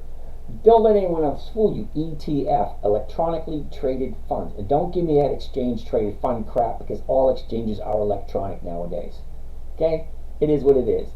You're giving your money to a computer, and the computer is giving you 3.4% per year. There's other ones that are worse than this. But this is one of them that they sell to the general public, because the general public is too damn lazy to do it themselves. So if you could, hypothetically, okay, even if you did half as good as what I'm saying, all right, it's still going to be better than 3.4%. 3.4% per year. You can buy government bonds and do absolutely nothing and get 5%. Why would you give your money to a computer? Haven't you watched enough of those sci-fi movies? I've seen Terminator enough. I don't trust computers. Anyway, yeah, sorry, dude. I don't like this. I don't like VOO. I don't like JEPI. I don't like any of those ETFs. ETFs are for people who don't want to take responsibility for their own money, in my humble opinion. Okay? That's like, here, I don't think I can do it, you do it. Oh, 50%? No, I'll take 3. Come on, what the hell are you thinking? QCOM, Lewis, where you looked at QCOM? SCHD. Yeah, okay, so SCHD at 3.4%. Okay, let's bring up the calculator for 1 second.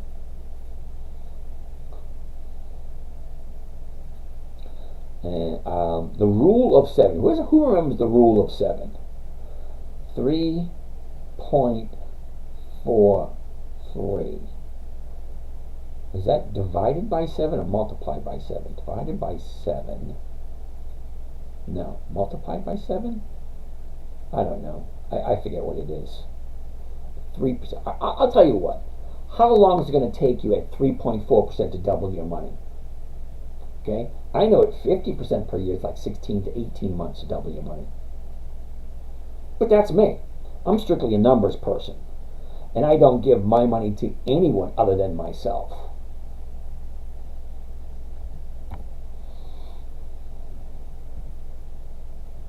Alright, anyway, next. Is Wheel Strategy a good way to grow an account? Mahesh, Wheel Strategy is an awesome way.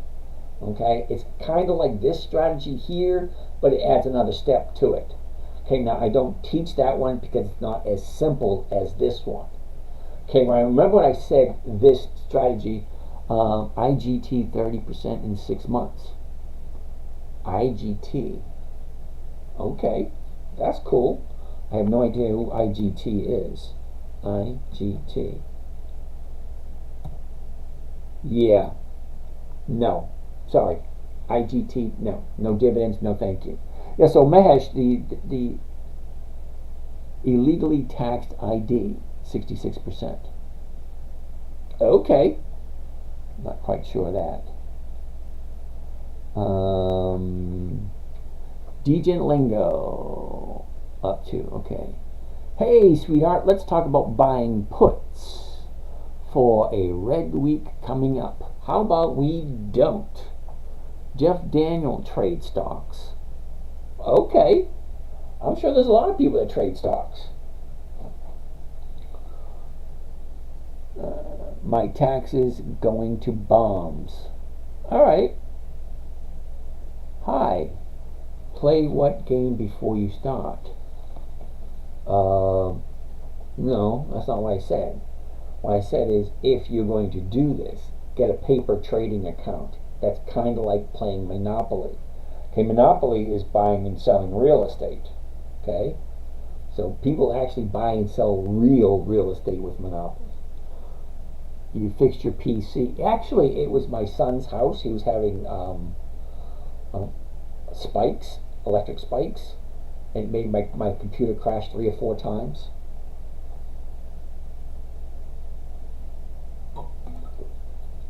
So like once or twice a week I'll go down to Sarasota and I'll broadcast from my son's house. 6 years.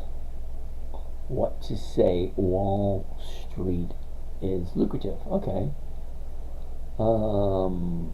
Degent Lingo. I have 50 G's and want to lose it all. What do I do? Go to a strip club.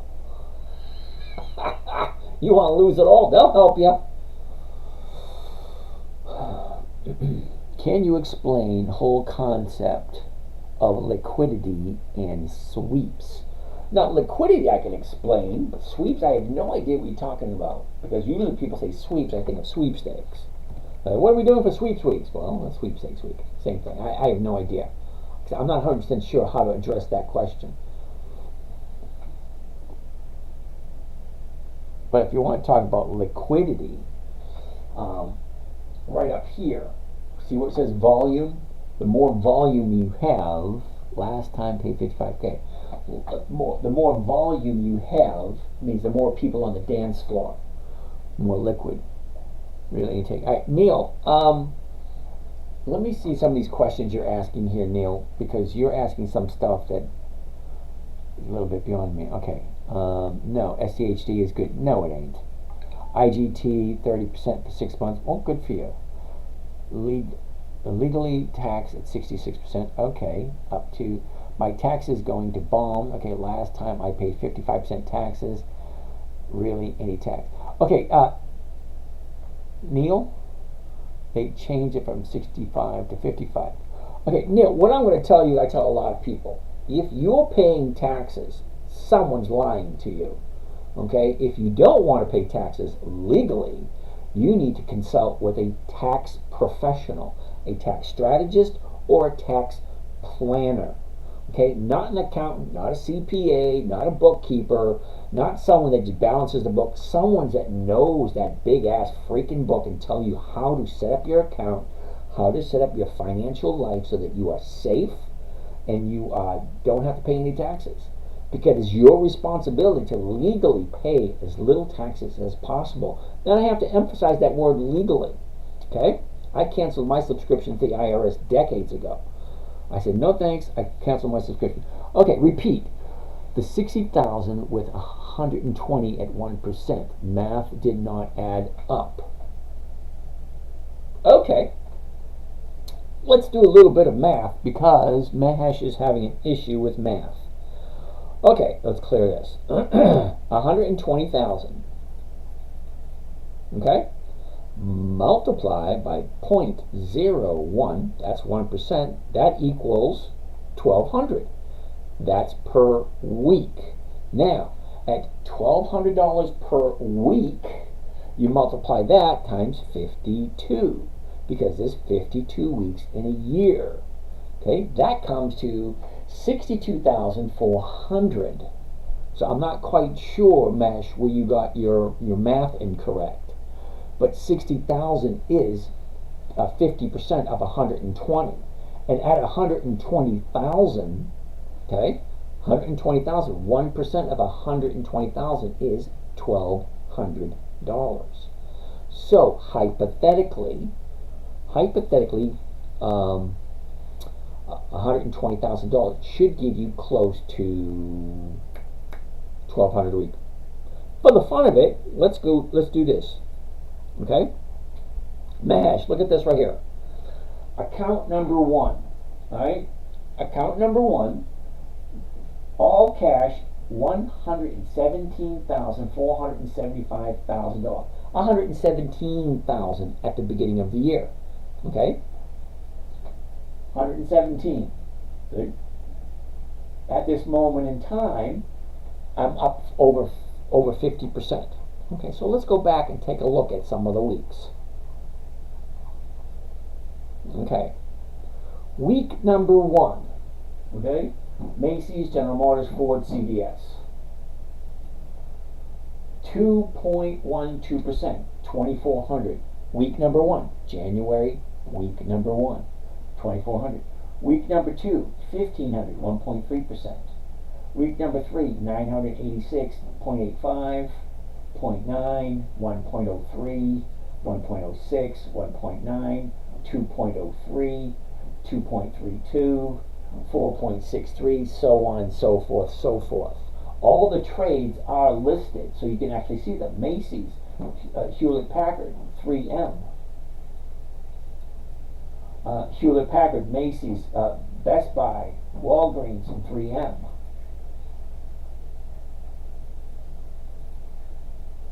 Paramount, Nordstrom, Kohl's, U.S. Bank, JD, Ford, New York City Community Bank, so on. So all of them are listed right there.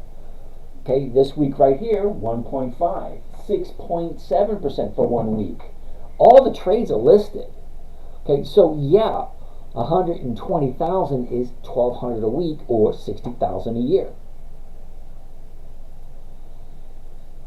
But if you really want some help, give me a buzz. I'll walk you through it. You know, I always tell people, you really want to talk to me, DM me with your phone number and I will give you a call.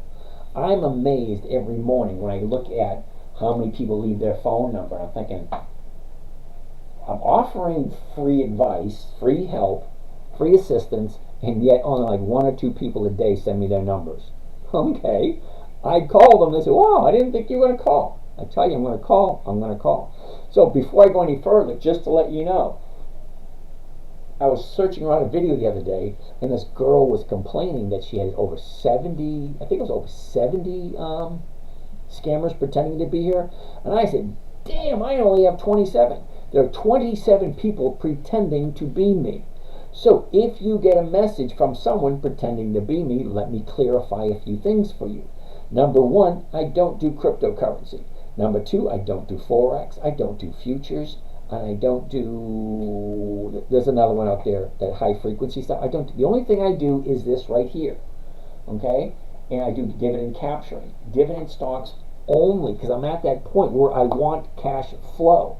I don't want capital appreciation because I don't have the ability to put money aside and wait for it to grow.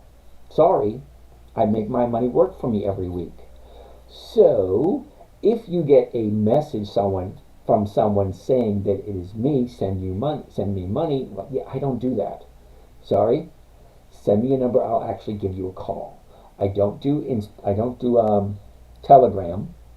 I don't do Snapchat, and I don't do what's that other one? Telegram, Snapchat, and WhatsApp. I don't do those. Okay, so if you get a message from someone pretending to be me, that's my parameters, Okay, so anyway, let's go take a look at some more stocks. All right, can you sell on Friday? Or we have to wait till Monday to sell?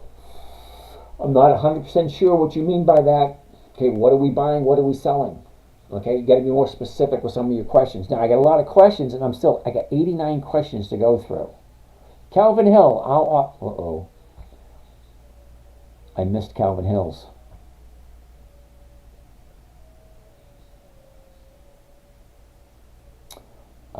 There he is right there. No, that's not the right one. How often do I go live? I go live every single day, 9 p.m. to 11:30 p.m. Okay? Now, I also go live in the mornings, Monday, Tuesday, Wednesday, Thursday, for the live trading group, which you got to pay for that one. That one's not free, sorry. And then Fridays, it's at 3 o'clock. Okay, keep going, keep going. Yes, amen. Blah, blah, blah, blah, blah, blah, blah, blah, blah, blah. Hello, bro, Gold Hunter. How are you today? What do you think of QDTE? Yeah, no. Bro, come on. Bitcoin, yeah, double no. That's a monthly, so it's going to be a no.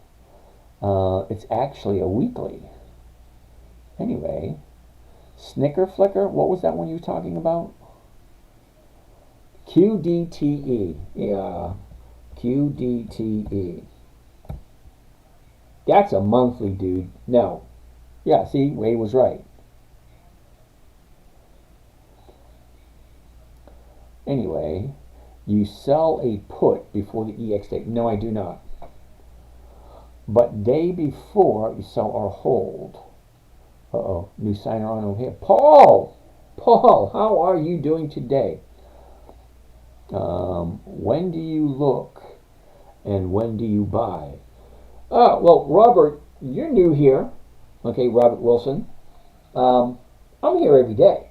Twice a day. I'm in the morning and in the evening. So years ago, before I started this live podcasting stuff, I would only look once, in the morning, before I did my daily routine. But nowadays, I'm looking twice a day because I'm entertaining you folks at night, and in the mornings, I have a trading group that we trade every day. So most of my trading, my personal trading, is done on a Monday. Rarely I'll do on a Tuesday. Now, Wednesday and Thursday, this is just kind of monitoring. I'm like, all right, where are we? What's going on? Okay, great. Preparing us for Friday. Because I jump in on Monday, and I like to be out by Friday. Every week, week after week. James, for you think and swim calendar are the filters, or do you build them? Ooh, good question. For the calendar, okay, for this right here, you can click on this little sunshine up there. See it up there? And that drops out this right here. So you can put almost anything into this. Okay, all my current positions, I can put those in. I can put in company profiles, social sentiment, personal. These are my personal lists here. This is mine personally, which I have to build myself. I'll show you that in a second. But public, see, the very next one down. Look at all this. 2018, the Thinkorswim Challenge, the 25-year dividend, the 50-year dividend, all ETFs, American-style indices, cash-settled futures. There's so much you can put into the calendar for that one. That's all right, that, and then you have this here, then you have a whole bunch more, then you come down and a whole bunch more, lovers and losers, a whole bunch more, top 10, blah, blah, blah, by industry, blah, blah, blah. So using the calendar, there's a lot of ways you can use the calendar. Now, I've been using this website for over 20 years. I've never used any of that stuff. Okay? The only thing I use is my personal list, and I create these lists myself. Now, I kind of like this right here, 25 years dividends. Well, these are all the companies that have 25 years of dividends right there. Not my personal list, only because I haven't vetted them. I haven't taken a look, say, what is their book value? What is their consistency with their profits?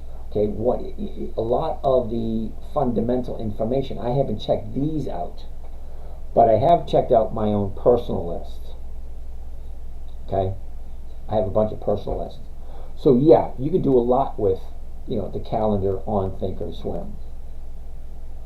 Okay, next. Great job. I've done 90 minutes. Has it been 90 minutes already? Holy cow. Mark wants to look at Mickey D's. Let's look at Mickey D's. MCD. Mickey D's. 280, 278.45. First thing, always, always, always. High, low. Where was it? What is it? What directions go? Look at that nice directions going. Cool beans. Let's keep on looking. So at 278.45.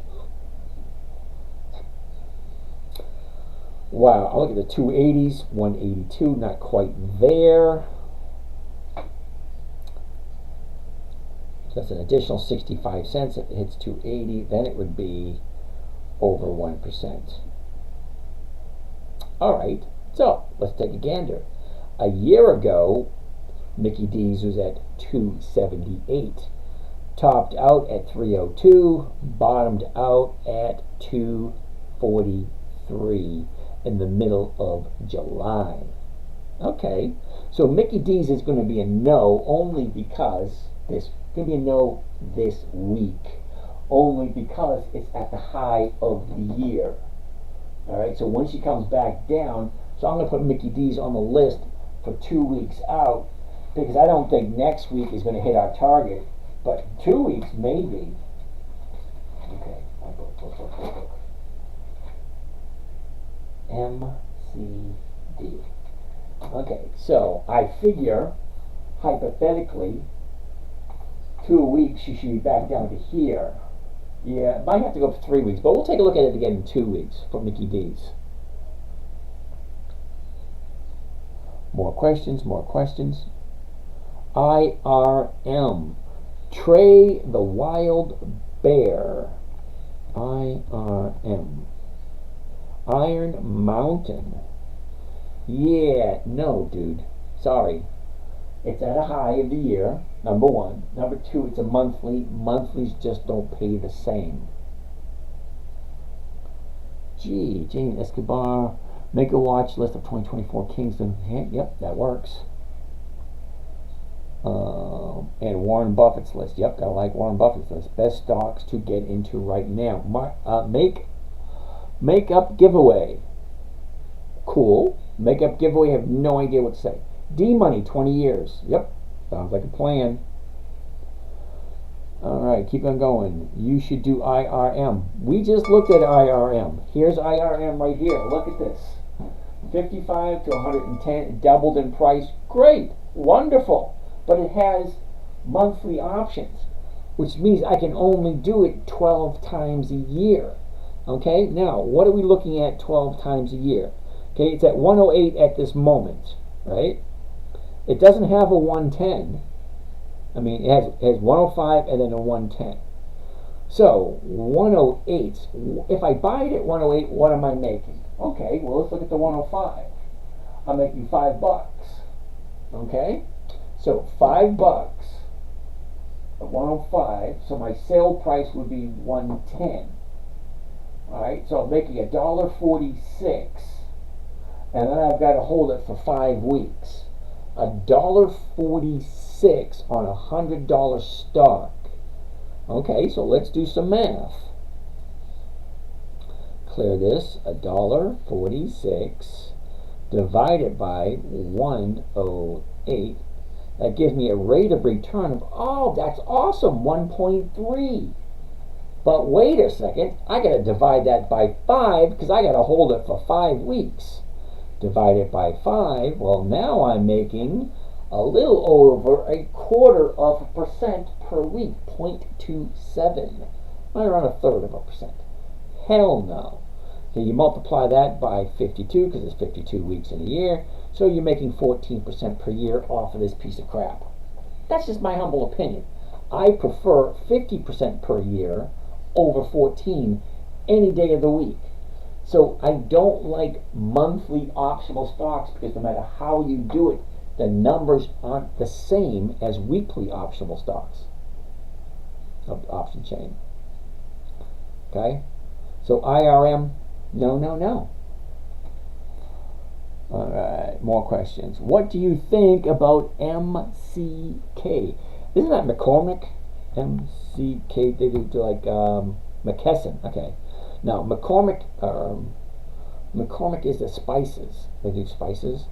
But McKesson, okay, 547. A little out of my price range, but 552. 550 is going for 390. Yeah, no. The numbers just aren't working.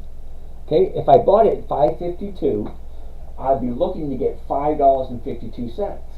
Well, it's only paying 390. That's not 1%. There are too many other good companies that have consistent dividends that pay over 1% per week. Why would I look at a company that's not paying over 1% per week? Hey, Wade wants to take a look at CVS. Louis the Fifth. We already looked at QCOM earlier, dude. Okay, I think it was a nice set of numbers. Wade wants to look at CVS. Another 100-year-old company, Cool Beans. Okay, high, low, where was it, where is it? The direction it's going right now, right here. Okay, well, let's take a look. We're going to take a quick gander at CVS. Okay, there's the high, there's the low. A year ago, we were at 73. We topped out in the beginning of January at 83.32. Okay, we bottomed out after a big gap down. Check out the big gap down from, what was that, 68 all the way down to 57. That's like a $30 drop. Okay, we're looking at CVS right now, Neil. All right, so it's currently sitting at 58.35. The last 30 days, check it out. Okay, she goes up, pulls back, up, hits a 30-day top at 64, drops to hit 55.50 for the 30-day bottom. 1, 2, 3, 4 days to the upside. That's an invitation and a half. I'm actually putting CVS on my list for next week. So the 58.50, the 59s are going for 57. Okay, we'll get that 1% out of that. The 58s are going for 105. We'll get our 1% out of that also. Okay, great. Either one of them works.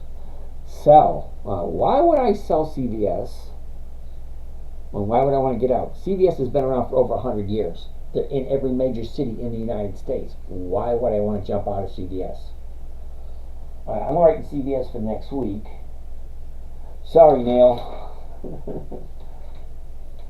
CVS. Oh, it's already written down for next week. Imagine that. Can you check QCOM? Louis, we already checked out QCOM. Okay, Marathon Mom. Okay, HD, Home Depot. Now, I like Home Depot. Scrubbed. Sorry, dude. Home Depot. High, low, was, is, in the direction. Look at that. That's going to be a no. It's too much. Right here. Do you see that? Wait till I zoom into that, and you'll see why it's going to be a no. 362. Well, the 362s are going for 410. Alrighty. Bottomed out at 274. That was in October. A year ago, she's at 338. Top of the year, 396. That was end of January. Look at the last 30 days. Right here we go. Whoops. Okay. Last 30 days. 30 days ago, 360. Jumps up to 375, pulls back to 350, shoots back up to 372, pulls back to the bottom at 339. Okay? 1, 2, 3, 4 days to the upside. I don't see it going any higher because she's in a downward trend, but look at where she is. 1, 2, 3, 4. Maybe, maybe not.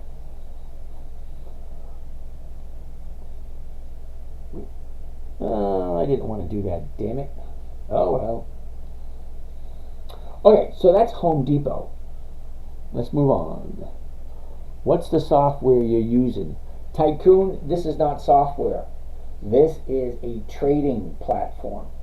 Trading platform is where you look up stocks, charts, option chain, where it appears the stock numbers. You can get all this information almost anywhere. Yahoo Finance, you can get it at Google Finance. You can go to E-Trade. You can go to Investors.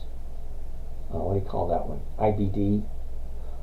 Investors Business Daily. I think they have this information also. There's so many financial websites out there that have this information. It's simple and it's easy to come by. Okay? Almost any trading platform, you can get all this information. But I like Thinkorswim because of all the nice, cool stuff they adds to it.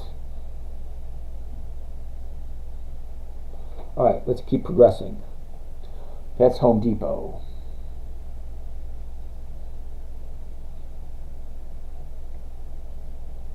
Good time to sell 3M. Okay, well, let's take a look at 3M. Now, 3M, here's an interesting story for you.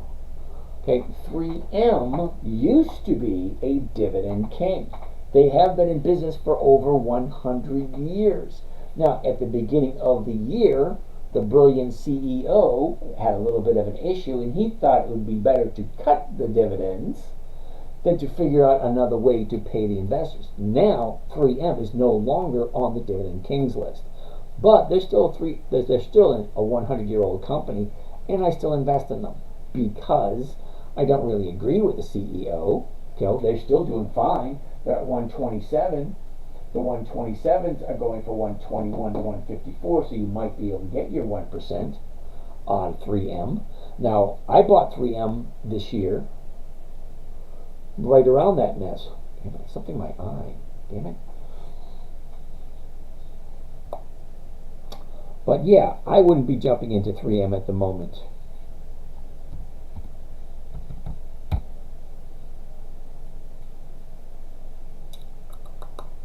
Last 30 days. Take a look. You got your last 30 days. Okay, 30 days ago was the 30-day bottom. Big gap up. You got this big gap that's going to fill eventually. She goes up here, keeps on going, and then she's at the high at the moment. Okay, is this the new territory? Because this could be the new territory for 3M. We don't know. All right. But at 127, 127.19, yeah, you're not getting your 1%. Sorry. PSEC. Wasn't PSEC a no? I think PSEC doesn't have dividends. PSEC at Yahoo Finance. Let's check it out. Oh, so they do have dividends. 14% dividends. So why is PSEC a no? Could be, because I know I've looked at it before, and it was a no before. Dividends only. Let's go back and look at all the dividends. Okay, this one pays monthly. Okay, so if you want to get, a monthly dividend, well, here you go, PSEC. 2004, so they get 20 years of dividends. All right, so it's 10 cents, 12, 15, 20, 28, 30, 35. Looks good so far, continuously going up. 39, 40. Uh-oh. Check that out in 2010. It was at 40 cents a share. Now they just cut it by 75%. Anytime a company cuts their dividends by 75%, that's not good news. So, 2010, we're at 10 cents. 2011, we're at 10 cents. 2012, we're at 10 cents. Okay, so 2013 took 3 years to go up to 11 cents. 2014, 11 cents. 2015 cut it to 8 cents. So it went from 11 cents to 8 cents. 2015. 2016, 8 cents. 2017, 6 cents. That's worse. Yeah. PSEC, no. No, thank you. You're going to put your money into a company, at least do me a favor. Make me feel better about my position in life. Make me feel like I'm doing something worthwhile. Get a company that consistently increases in their profitability. Okay, if a dividend is a portion of the profits that go to the shareholders, if you're continuously profitable, well, the profits to the shareholders should increase every single year. If they decrease every single year, well, you're making less and less money. It's actually that simple. I mean, it is actually that simple. If you're profitable, well, you pay out a dividend. Great. Well, if you're profitable year after year after year, the dividends continuously increase. If the dividends are continuously decreasing, what the hell are you doing with my money? Hell. Oh, remember what old man Potter said in It's a Wonderful Life? Not with my money. Give it to that idiot brother of yours. Not with my money. Okay, anyway, yeah, sorry. If it's not profitable, it's going to be a no.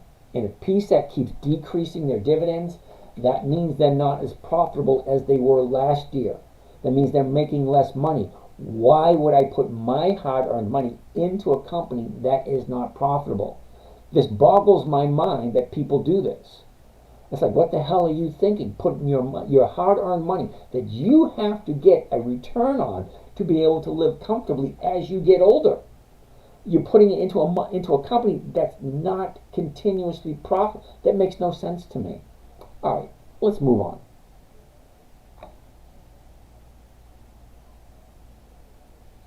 Moving on. Uh-oh. I missed some questions. I'm trying to catch up with these questions. CVS, a break and retest to the downside. Not quite sure what you mean by that, but CVS has been around for over 100 years. I don't really see them going away. What's your opinion on bonds? Ooh, which one? We talking Sean Connery? We talking, what's his name? Roger Moore, Daniel Craig, Pierce Bronson. What are the bonds were there? All right, so we're done with all the questions. Finally caught up. Woohoo! Now we can take a look at the stocks in the book that you guys asked me about.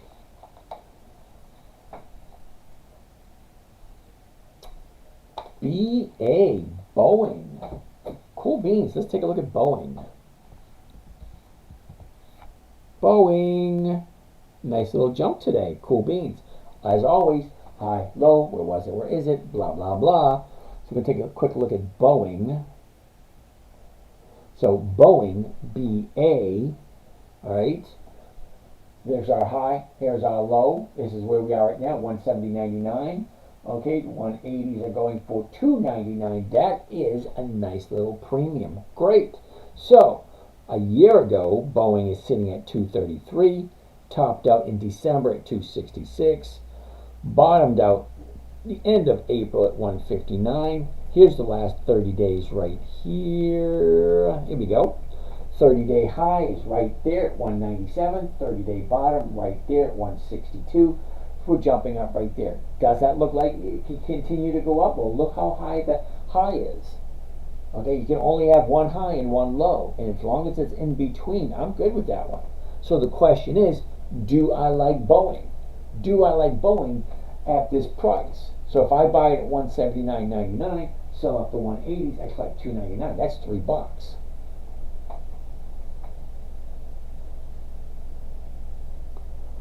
Dum, da, da, dum, dum. All right, a couple more questions just came in. Is that right?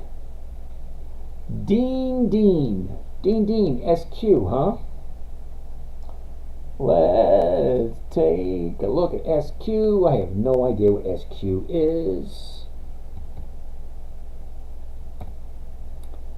SQ Square. Oh no, that's a new company. They don't have 20 years of dividends. Sorry.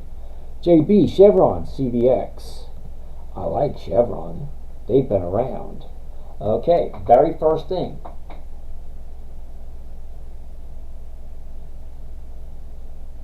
Shooting videos at the same time. CVX, Chevron, very first thing I want to look at. High, low, where was it? Where is it? What direction is it currently going? Awesome. We're sitting at 147.64 at the moment. The 148s are going for 50 cents a share. Do you see that? 147.64. The closest one's the 148. 50 cents. No. Don't get me wrong. I like Chevron. I just don't like it this week. These numbers do not make me happy. So it's going to be a no for Chevron this week. Sorry about that. Loading up on PRZO. Wardrome Tech. Cool. Good luck with that. I don't do companies that don't have 20 years of dividends. That company I've never heard of. All right, so that's going to be a no for me. So need 120 cash. Uh-oh, missed that question.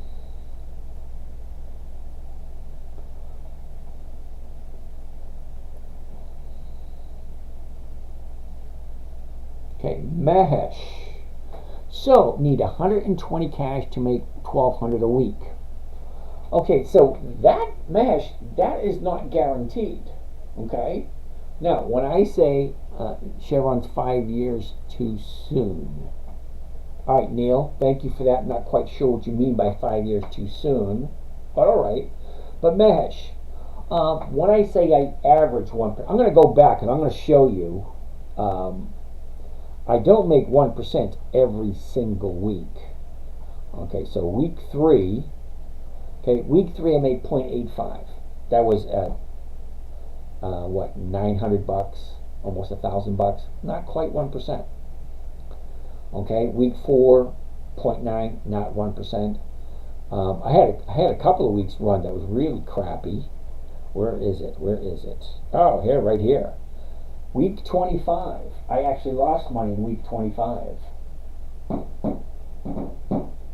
Right? In that account. And that account I lost money in, but this account of me too. And here, week 24, 0.6. Week 23, 0.6. Week 22, 0.6. Those 3 weeks in a row, I made 0.6. Okay, 1.2, 0.6, 0.6, 0.6, negative 1.5. No, negative 0.5, 0.15. 1.5, 3.37, 5.2, 2.26, 3.3, so on and so forth. So I average 1% per week. Average. Okay? Oh, I missed the question over here on YouTube. XOM is better. Okay. You might buy Chevron. Okay, depends on your knowledge. Thank you, Mr. Neil. I appreciate that. So that's Chevron. It's not giving me 1%. So let's take a quick look at ExxonMobil. XOM. Okay, so here's ExxonMobil. First thing, as always, high, low, was, is. At the moment, 118. The 118s are going for 126. You're losing 33 at the top. Once you subtract that 33 out of there, you're not even getting a buck. So no for ExxonMobil this week. Holy cow! It's 11:30. So let's go through the last of these questions.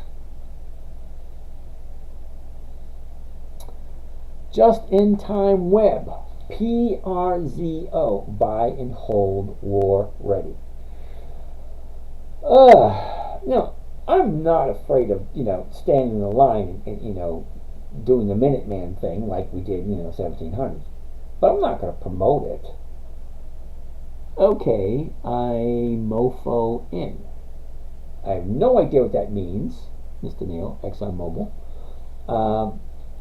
So let's take a gander at that. PRZO. PRZO. Never heard of them. No options. 54 cents a share. Probably no dividend. This is 100% pure speculation. And that is not what I'm in a position to do. Okay? Now, if you're younger, hey, more power to you. All right? I, at this moment in time, do not have enough money where I can take a chunk, 5,000, 10,000, 20,000, put it aside, wait 10 or 15 years for it to grow. Sorry, don't have that. FOMO. I have no idea why. I have no idea what that means. Please review SQ. Didn't we look at SQ a little while ago? Square. Okay.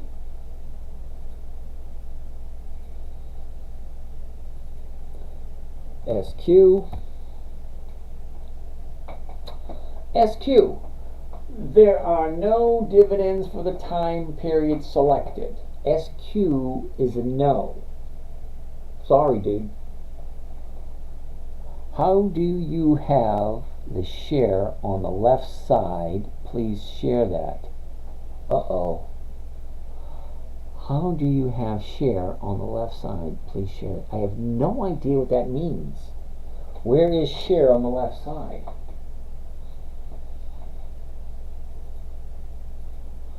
I have no idea what he's talking about. HCA. What the heck is HCA? HCA. Yeah, it's a no. That's a no and a half. Number one, okay, I got 3 reasons. Number one, it's a monthly. Hell no. Number 2, it's after the high of the year.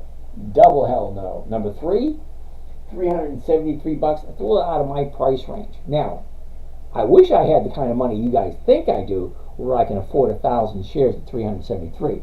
Generally, you're not buying oil companies until oil pops up.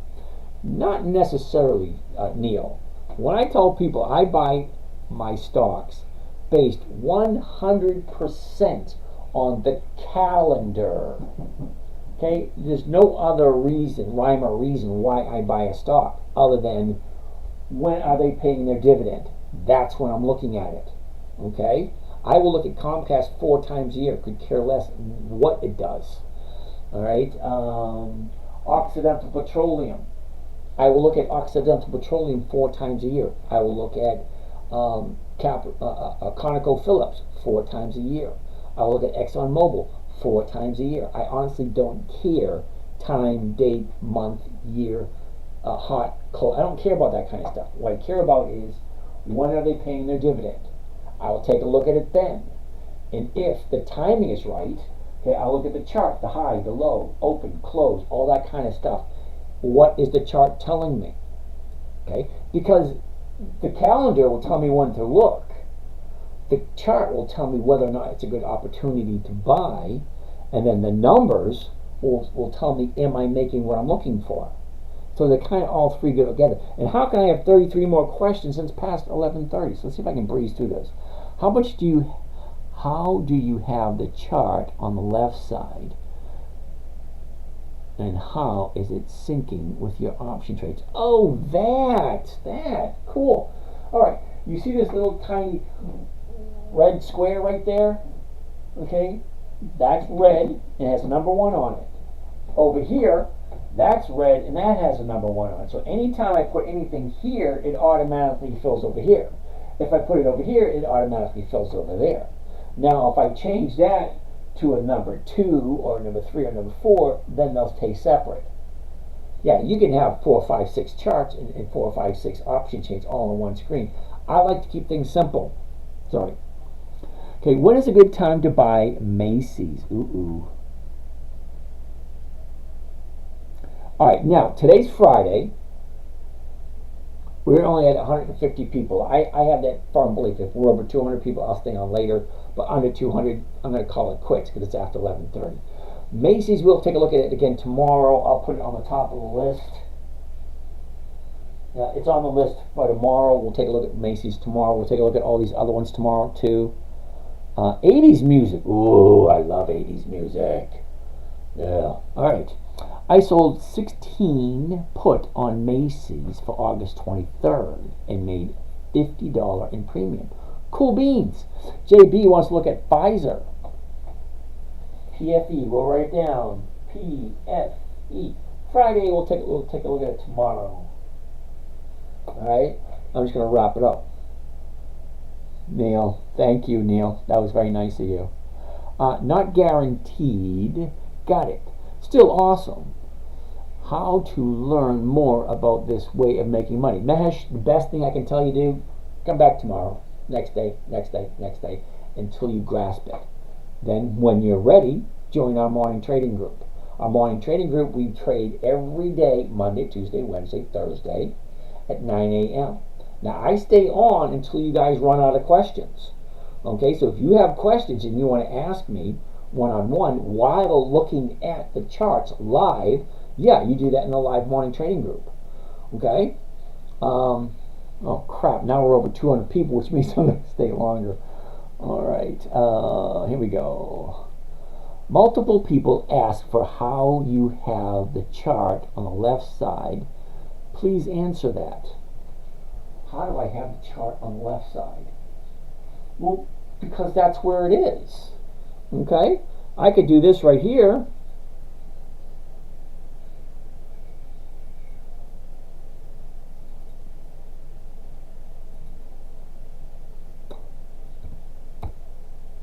And look, I have the chart on the right side and the left side. Okay, you could do anything you want with Thinkorswim. You could have it set up what is best suitable for you. Now, when I first played with what do you call it, Thinkorswim 20 years ago, well, that's where it was. So that's where I always keep it. Okay, so, oh, here's one. Ready for this? Watch this. You'll like this. There you go. How's that? Now it's on the right. Now it's on the right side. Yeah, I'm going to change it back.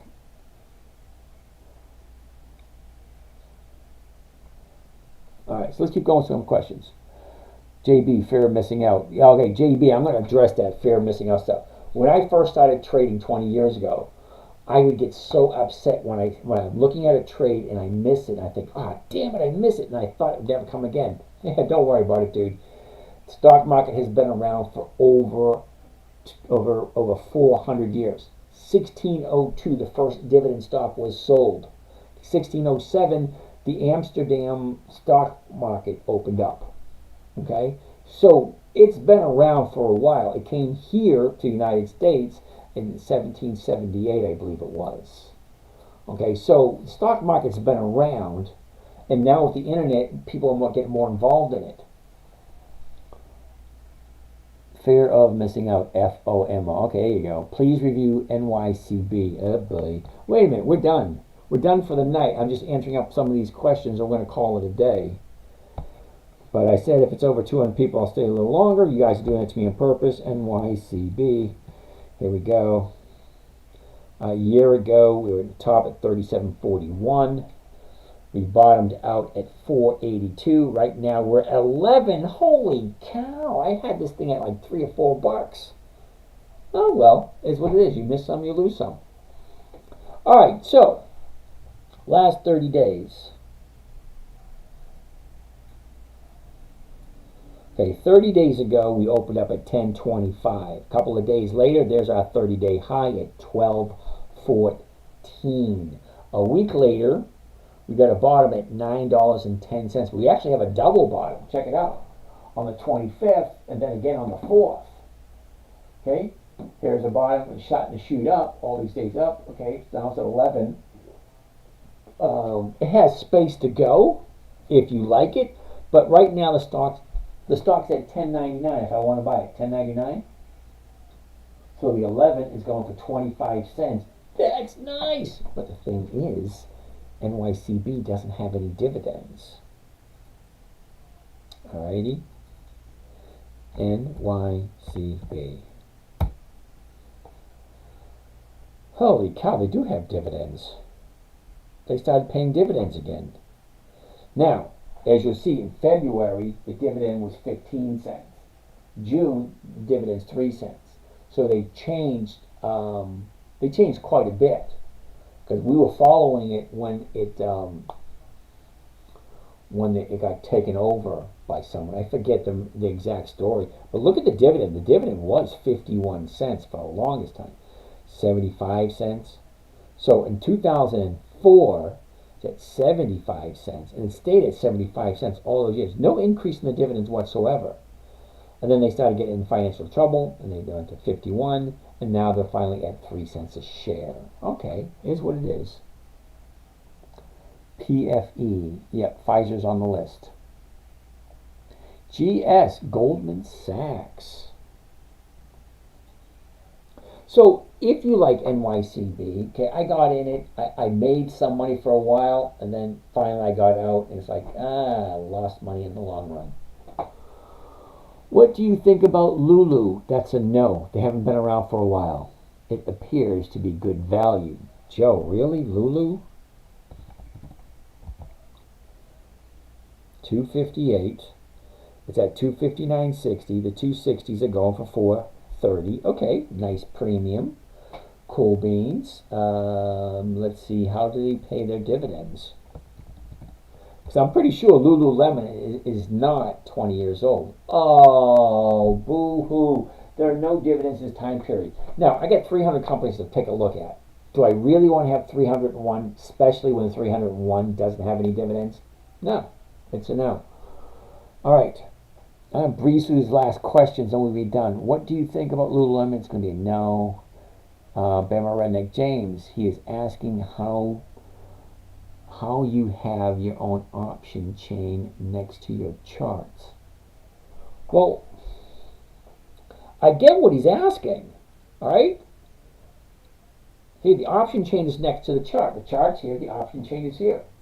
Okay, I have it set up this way because that's the way I want it. I could change it, you know, and I could have this next to my chart. Or I could have this next to my chart. Or I could have this next to my chart. I can have anything I want next to my chart. What I like to have next to my chart is my option chain. Because you can do so much with Thinkorswim. I like it set up a way that makes me feel comfortable. And this is what I like. All right, Hermie, Snap. All right, Snap. Snap, S-N-A-P. Interesting. Ooh, look at those gaps. That looks ugly. Big gap down, big gap up, gap down, another gap down, another gap down. Now we're at 923. Well, let's see how well they pay out their dividends and see if they're actually something that's worth looking at. Because if they don't have dividends, it's tough for me to figure out why. Okay? No dividends. Sorry, Snap's going to be a no. Fang, I'm pretty sure is the exact same thing. F-A-N-G. Oh, well, Fang does have dividends. Well, let's take a look at them. Holy cow. 2018, what is that? 6 years? 13, 19, 38, 40, 50, 60, $3. Okay, hold up. Has a nice run. 40 cents, 45, 50, 60, $3.05. Then they dropped to 226, 295, then to 83, then to 84, then to 337, to 308, all over the place. Where is your predictability? 197, now it's at 234. Well, it doesn't make me happy to see it go up and down, and it doesn't have 20 years of dividends. So why would I look at it? Okay, they've only been profitable just recently. What do you think about NYCB? We already did that one. MasterCard, we'll take a look at that tomorrow. Fang, we'll take a look at that tomorrow. All right, we're done with questions. I'm done for the night. All right, anyway, you guys have a great night. We'll check you again tomorrow. Bye to Facebook. See y'all later. Instagram, guys, it was nice hanging out with you. You guys got to come up with some questions. What is it with Instagram? They don't ask questions. All right, so I'll catch you guys tomorrow. Same bat time, same bat channel.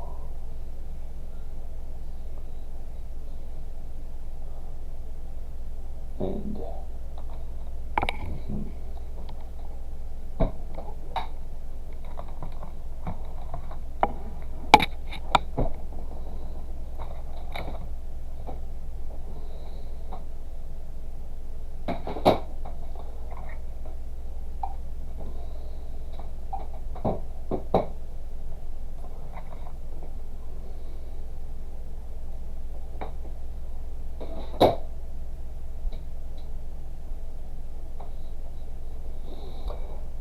Have a nice night, everyone. We'll catch you.